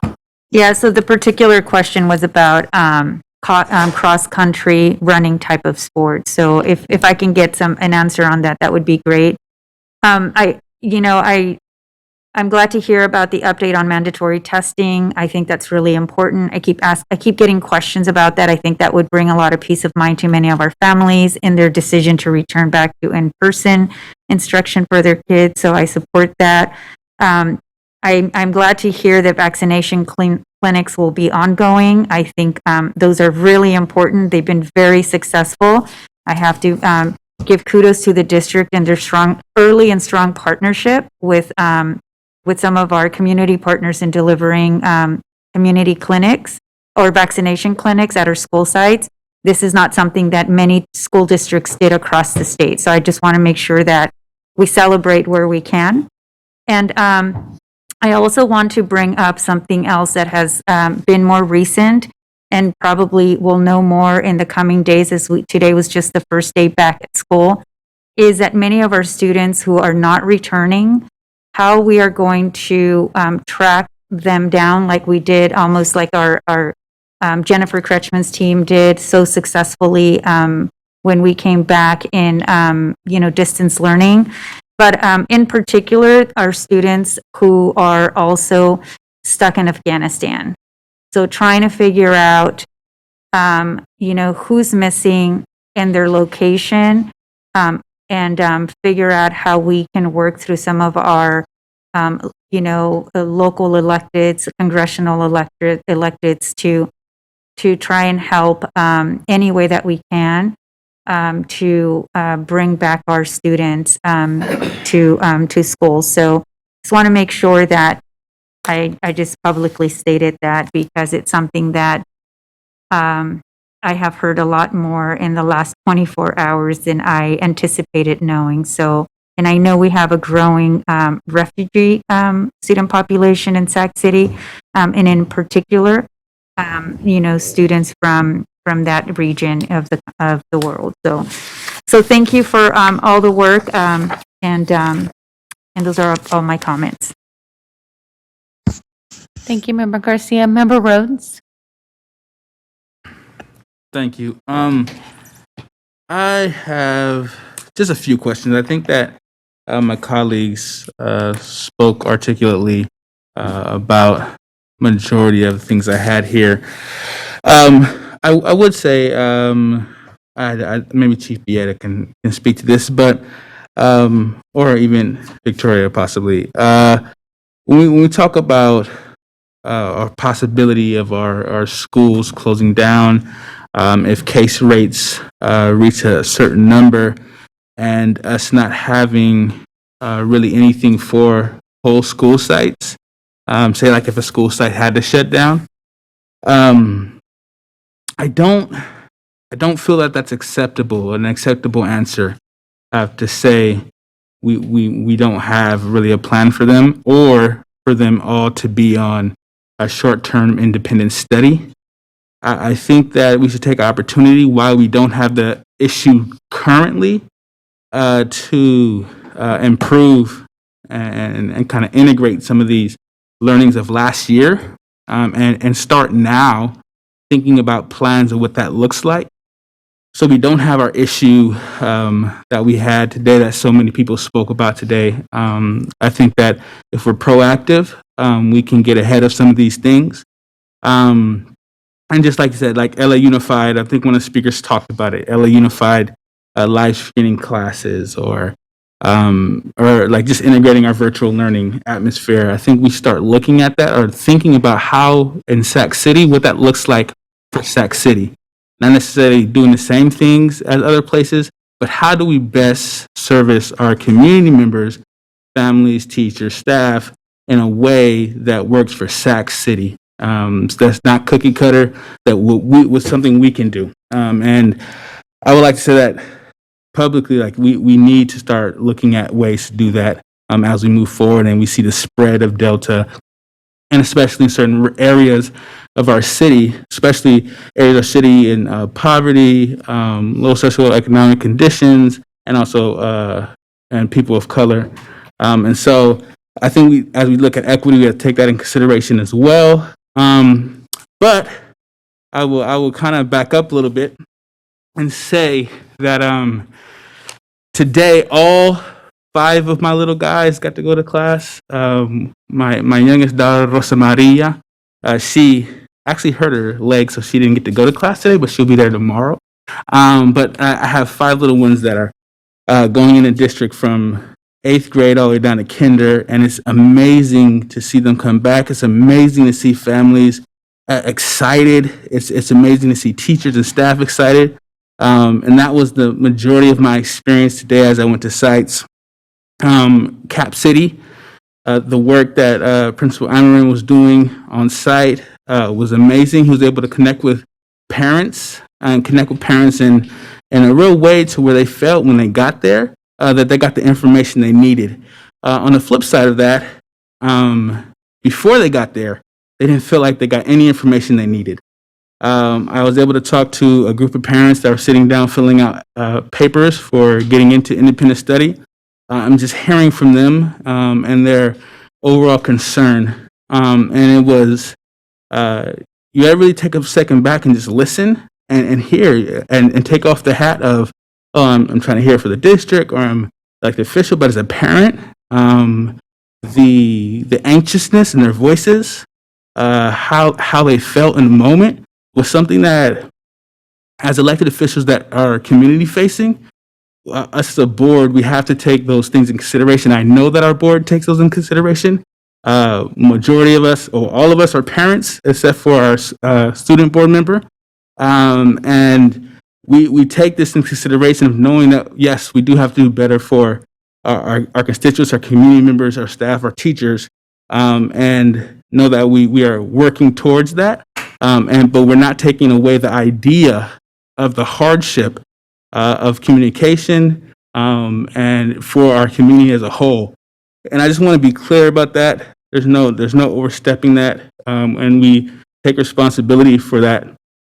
And we are going to do better, and we talk about how we're going to do this better next time. So come next year, we're not going to have this issue. But going back, I do want to. Member Zhang spoke about it very clearly, of saying, you know, we need to have something for our students if something were to close down. And she has some poignant questions around that. And I support her ideas of making sure that we have something for our students. And it's not acceptable. Papers home for 15 days, not acceptable. And so we have to do better. And I hope that we start looking at ways to prepare ahead of time as we move forward. Chief Bieta, I guess I don't have any questions. It was more of a statement. So we can talk more about how we can do that, and I look forward to working with my colleagues to make sure that we do that going forward. Thank you. Thank you, Member Rhodes, and thank you to all of my colleagues for all of your questions and comments this evening. No. All right. With that, thank you again to staff. Thank you to all of our community members, our teachers, and our students that came through to speak tonight. We appreciate you. This is an informational item. And I'm sure there'll be lots of discussions as time passes. So thank you. All right, we're going to move into public hearing. Item 10.1, public hearing for the first reading of Board Policy 3580, records retention.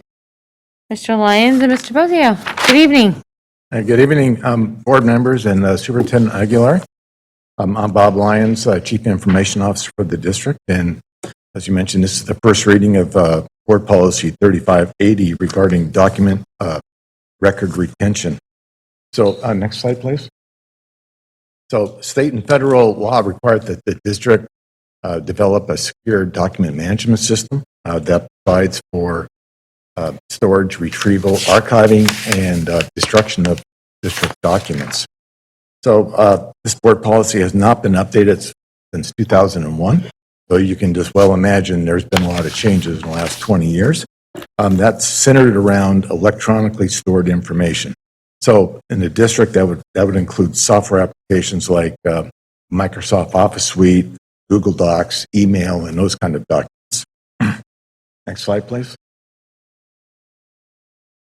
So in order to ensure the confidentiality of records and the safeguarding of data against damage, this policy revision also addresses the district's document management system that includes any breach of security, what documents are stored, and how they are retrieved, archived, and disposed of in accordance with law. Next slide, please. Oops, that's the slide. Previous. There you go. All right. The proposed revisions to Board Policy 3580 are based on the updates from the California School Boards Association, and these provisions include ensuring that employees receive information about the district's document management system. So that would include what needs to be stored, what needs to be in case there's litigation holds, and those kind of things. So it's more informational, and also what the data breach notification process is. In our so right now it's covered under our school's insurance. So, any questions? All right. We have no public comment on this. This is the first reading. Do we have any? Member Moraski. I just wanted to appreciate you bringing this forward. And I know, many of our policies are out of date. And I understand that there's been a more kind of systematic effort to review those. And I just wanted to tell you how much I appreciate that. And definitely 20 years in this in this field is way too long. So I appreciate that we are addressing those those high priority items that probably also have significant exposure to legal issues if they're not addressed and updated. So I just would encourage staff to continue to bring those forward to us. I appreciate it. Thank you. You stole the words right out of my mouth. I am not going to repeat that. Thank you. We will see you back on a second reading. We appreciate your time. Thank you. All right. Item 11.0, communications. 11.1, employee organization report, SCTA. Yes, David Fisher is online to report on SCTA. Okay. Good evening. I hadn't expected to come back as my prepared remarks were already read earlier.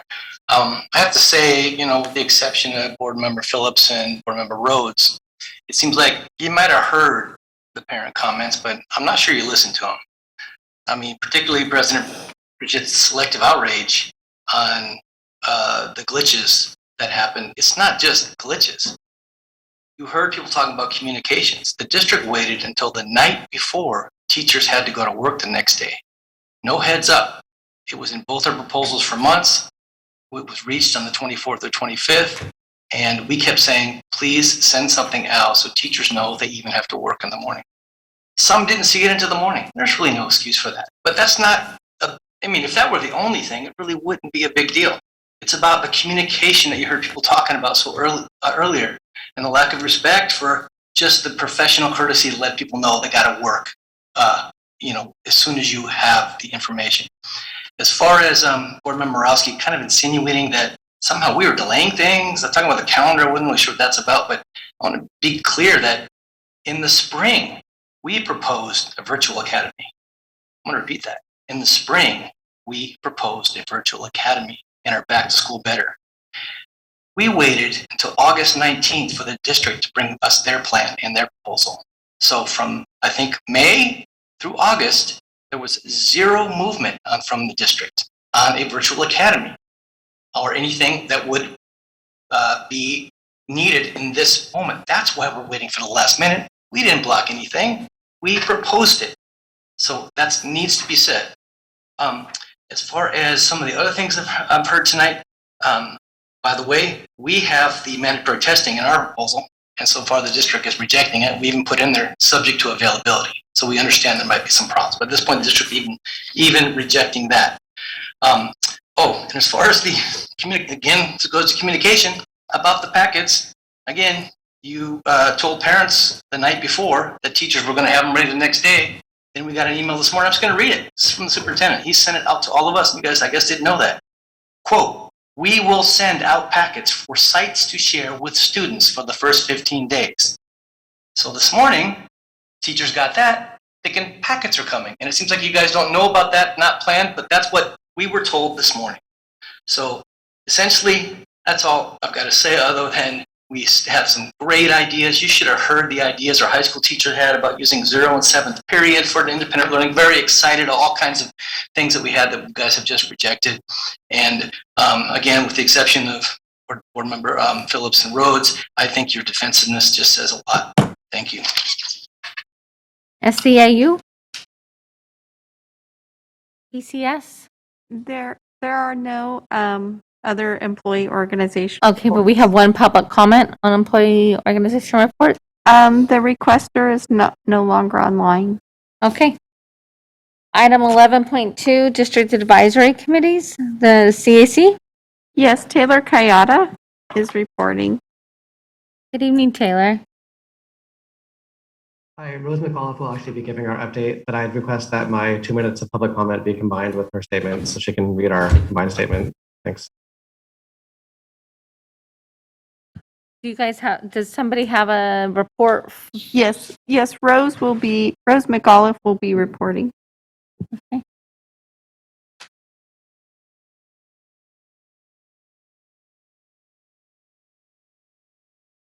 Good evening. Can you hear me okay? Yeah, we can. Good evening. Okay. My name is Rose McAuliffe, and I'm speaking on behalf of the District Special Education Community Advisory Committee, the CAC. We have 3 items that we would like to bring to your attention. 1 is timing around independent learning for students with IEPs. 2, the truly viable option of continued virtual learning for students. And 3, the testing, monitoring, and tracking of COVID-19. 1, timing around independent study learning for students with IEPs. Many parents in our community are not yet comfortable sending their children back to the classroom. However, for those students with IEPs, they will not be able to engage in independent study learning until they have a meeting with district staff. Attempting to get through these meetings and with school already underway, the delay in timing is hurting our students' learning opportunities. This process looks like it could take at least a month. What can our children do in the meantime? School has started today. We ask for creative solutions to expedite this process, please. 2, special education services and assessments. Our second issue concerns access to special education services. With independent study, our services could be even more curtailed than they were last year. Please consider offering virtual distance learning for our students as they did this past year. Now that we have the hang of virtual learning, let's leverage this existing tool and support those students that can thrive in this virtual learning environment and have it as an opportunity to keep our kids safe, especially those who have compromised health challenges or other special circumstances.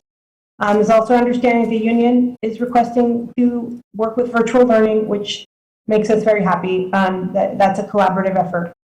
Additionally, there are concerns if families continue to choose independent study, they're not going to be able to receive their special education services. We request the district to continue to please honor the special education services that these students are entitled to per their IEPs.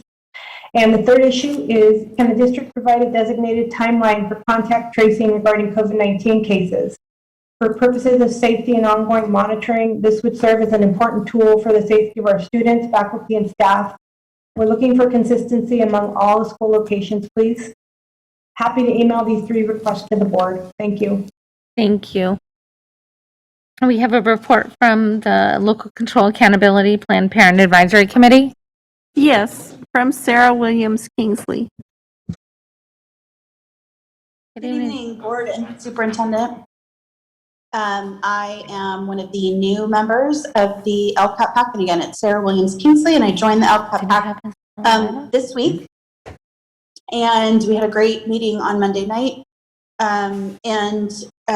Unfortunately, we, since you last appointed people over the summer, several folks have had to resign their appointments or moved away, so we have more vacancies. So board members, please be on alert to make sure that your spots are filled so that we can have a full complement of members to continue this important work. As the PAC is very excited to build on the efforts of the past few years that led to the development of the new LCAP. One of the key goals for the coming year is to gain a deeper understanding of what is happening at the school site level, and we hope to do this through our own outreach and review of district-wide community engagement results. In a review of our draft schedule for the coming months, we identified a number of district efforts that we want to know more about to better inform our advisory role. They include understanding the outcomes from the district's efforts over the last year and summer to address learning loss, re-engage students who have become disconnected, provide students and families other supports needed to respond to the impacts of the pandemic.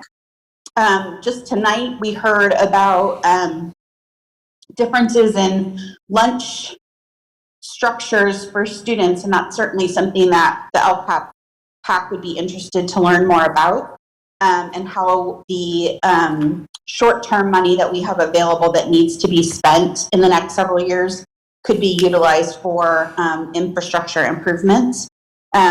We also want to continue highlighting the recommendations put forth last year, specifically about engagement across community groups. And part of that is communication. A key part of that is going to be how the funds that we've received as a district from the American Rescue Plan are being utilized, and how else we can better meet the needs of our community using those funds. And we appreciated the opportunity to engage with the board last year during multiple meetings, including a special meeting in March. And we look forward to building continued collaboration this year. Thank you. Thank you, Ms. William Kingsley, and thank you for all the work that our advisory committees do. Do we have any other advisory committees? No, we don't. But we have a public comment? We do have public comment from Terrence Gladney on 11.2.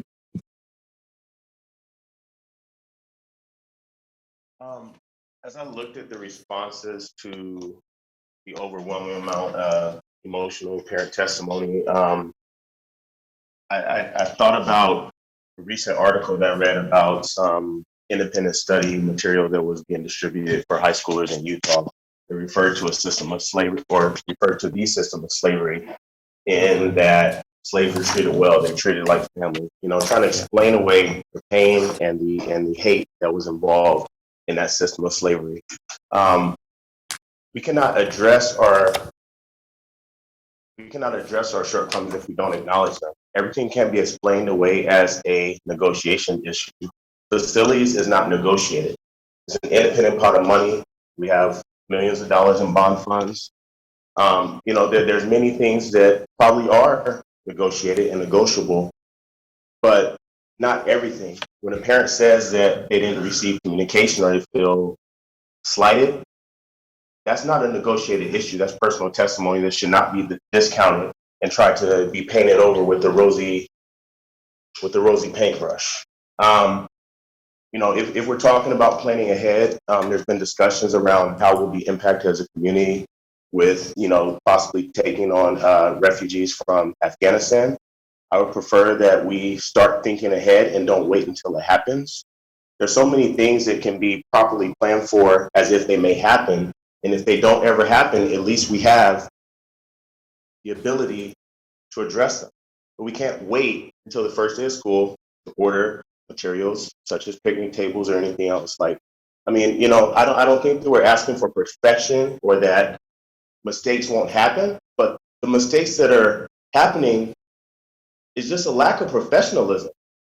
Those of us in the community, if we did this in our own professional careers, we would not have a job. We cannot explain away things that we're supposed to prepare for.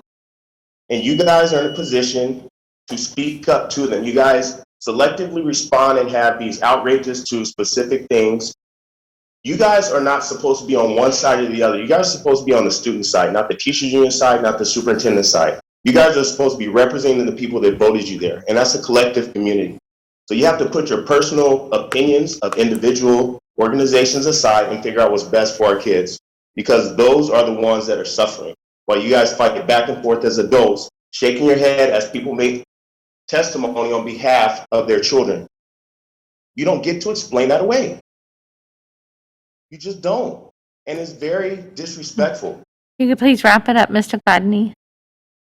I'll wrap it up. Yep, I'm done. Thank you, Mr. Gladney.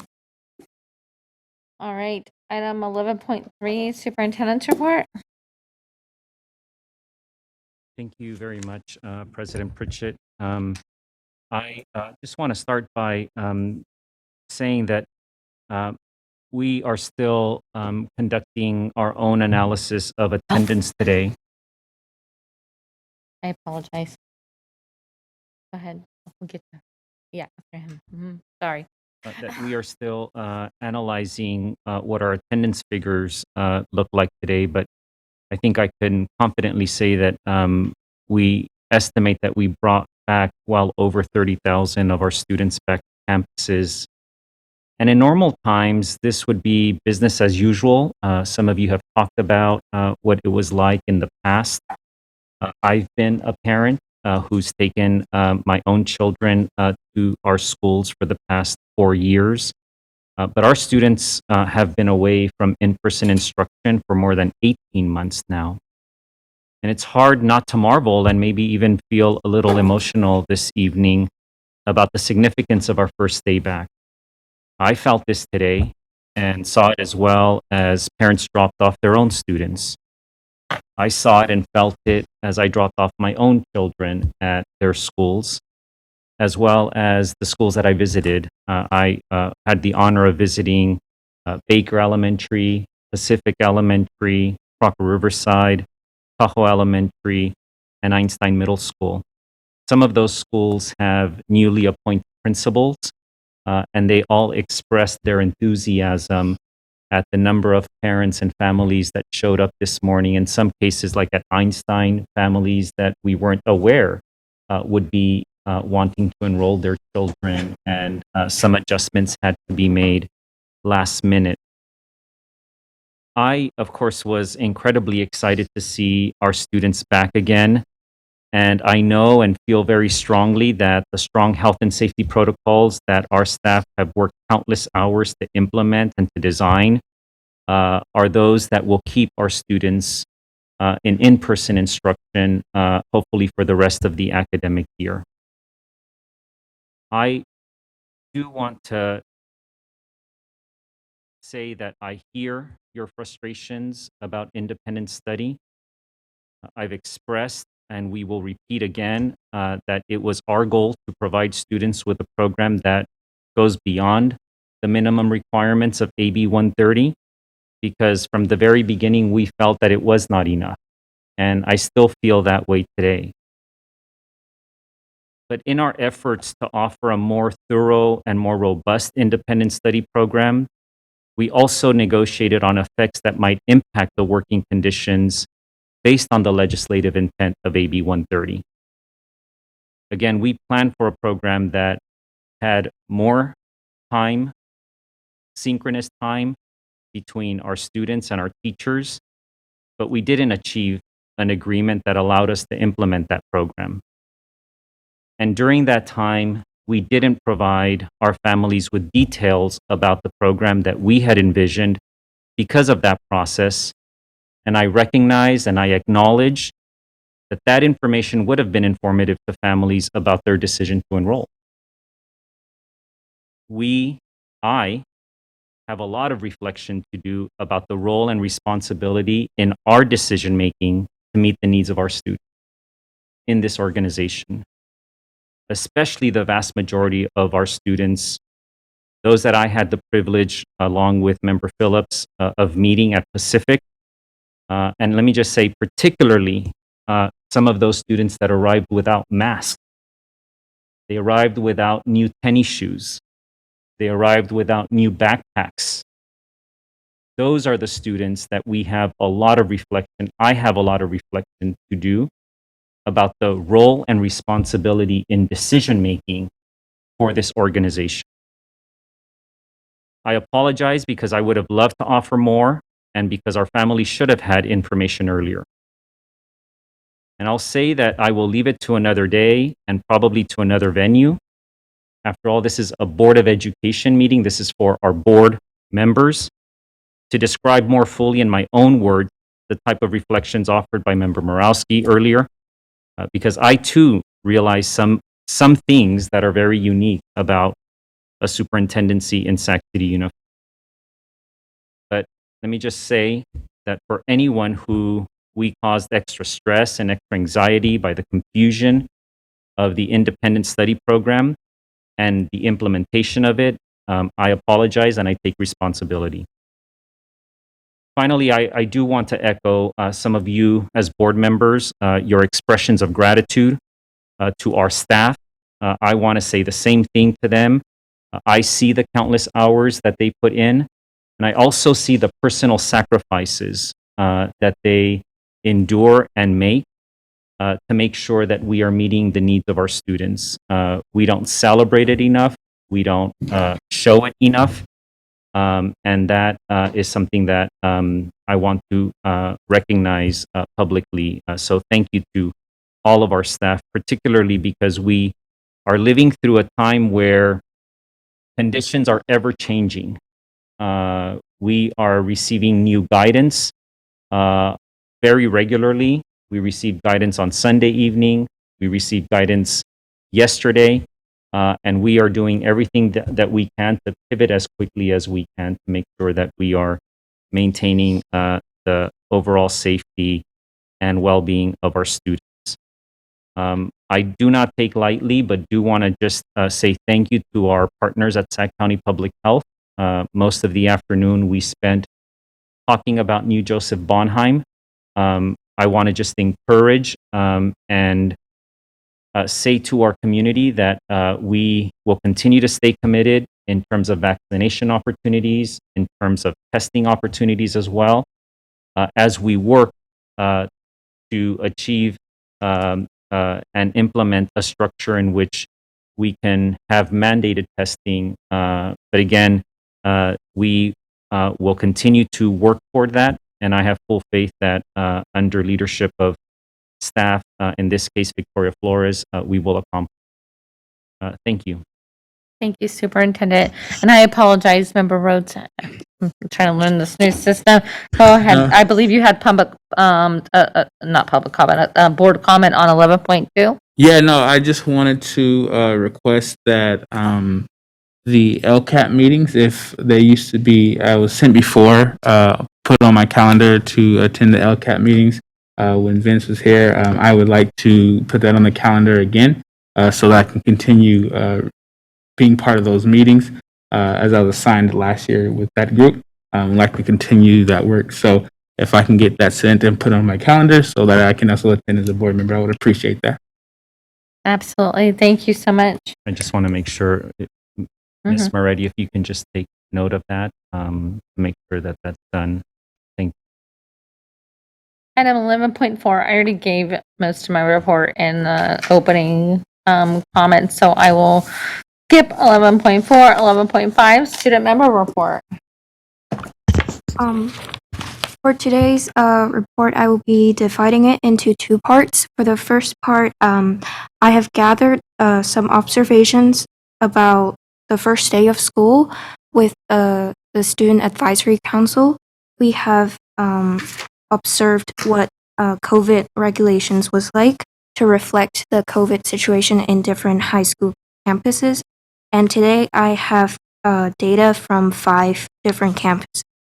So first, we'll start with West Campus. One of our student members observed that masks have been worn correctly by majority of students. Screening did happen, but they did not include questions. But temperature radar was present. When during lunchtime, a lot of students gathered together, so social distancing was bad and there wasn't much enforcement on the teacher's part, and lines were not distanced, and there were no drinking fountains. Water bottles and water refills are available. Sinks are open in bathrooms, and there are posters about mask and hygiene. Doors and windows were opened for ventilation. Plexiglass wall between staff and students is present in front desk. Hand sanitizers is available in every classroom, and the cafeteria is closed, which caused a lot of crowd in other parts of the campus. In Rosemont, students are not allowed to go into the cafeteria. Restrooms closed halfway through the first day of school, which also caused many crowds in the quad. Masks were worn correctly by majority of students. However, walking guidelines are not being followed or enforced. There were no screening or temperature checking in any entrance, and women's bathroom had no lock, no toilet paper, and the line is long. And there are no visible hand sanitizers in that school. The front gate was crowded after school, and many students took off their mask and gathered in big groups, which can spread the virus really easily. And buses limited 15 students per bus. Water was not available, and students had to buy them from vending machines, which also caused a lot of crowd. Windows were not opened, and AC did not work in some classes, which had bad ventilation. And in McClatchy, masks were worn correctly, but some students pulled them down during passing periods. There were no screening in any entrance. Classrooms and some quads were closed. Therefore, some areas of the school were packed with students, and there were no social distancing. Teachers kept some of their doors open for ventilation. Students did not have masks on during lunch, even when they're not eating. And the same problem with students taking off their mask after school. And in John F. Kennedy, masks were worn by majority of students, but there were some students who wore them incorrectly with their nose out or putting them on their chin. Some also took them off when they left campus. Water fountains were closed, but we were not offered water bottles. Bathrooms were clean, had supplies like soap, towels, and seat covers. Classes are fully packed. Stairs were crowded, and the one-way signs were not enforced or followed by students. Hand sanitizers were given. There were no screening or temperature checks in any entrance, and campus was throughout very crowded. And I was told by a teacher that cloth masks are available, but it has not been publicized. So the majority of the student body has no idea about that. And also New Tech. New Tech is special because they have started school earlier than the other campuses. Hand sanitizers are available in every room, but bathrooms are only available for 2% at the same time. And as I mentioned before, sophomores and juniors, majority of those students were quarantined because they refused to test for COVID. And freshmen students refused to wear a mask and believe COVID is fake, which caused a lot of frustrations in our members.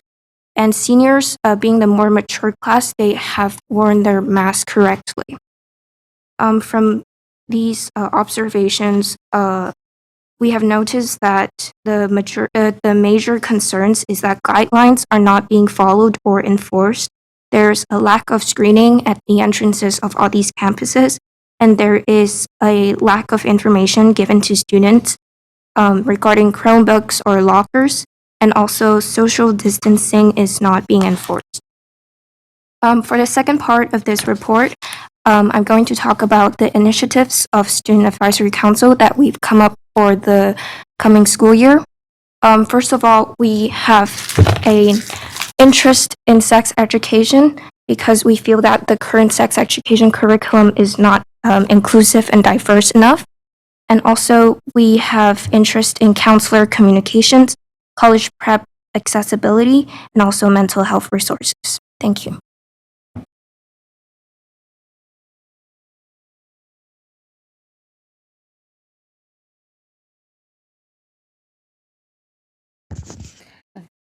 Thank you so much, Student Member Ching. Fantastic report. Item 11.6, information sharing by board members. All right. Are you raising your hands? I didn't know if you were stretching or raising your hand. Member Phillips. I just want to say, student board member Jong is wow, and I appreciate the in-depth detail that you gave on everything, and it sounds like you're listening to your colleague and bringing that information to us. I really appreciate that. I'm going to enjoy having you here. Awesome. Thank you, Member Phillips. Oh, I'm assuming you don't have another question, but I'll clear you. Okay, I gotcha. All right. All right. Seeing no others. Item 12.0, consent agenda. You have a motion? All right. I have a motion and a second. Student board preferential vote. Yes on all open session items. Perfect. Good job. All right. Superintendent, roll call. Member Pritchett, Aye. Member Morowski, Aye. Member Wu, Aye. Member Garcia, Aye. Member Villa, Aye. Member Rhodes, Aye. Member Phillips. Thank you. Okay, item, that was 13.0, business and financial information reports. We have received them. And we don't have any public comment on those, right? Okay. Item 14.0, future board meetings, September 16th and October 7th at 4:30, closed session, 6 p.m. open session. Before we move back into closed session, I need a motion to extend our meeting, let's say to 11:15. Let's hope we don't need that long. So moved. All right, I got a motion and a second. Do we need a roll call vote? All in favor, say aye. Aye. Opposed?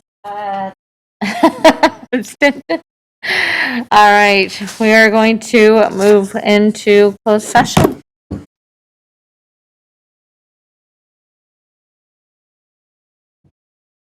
I'm calling this meeting back to order of the Sacramento Unified School District. Ms. Collins, do we have any announcements out of closed session? No, there are no announcements out of closed session. All right, can I get a motion to adjourn?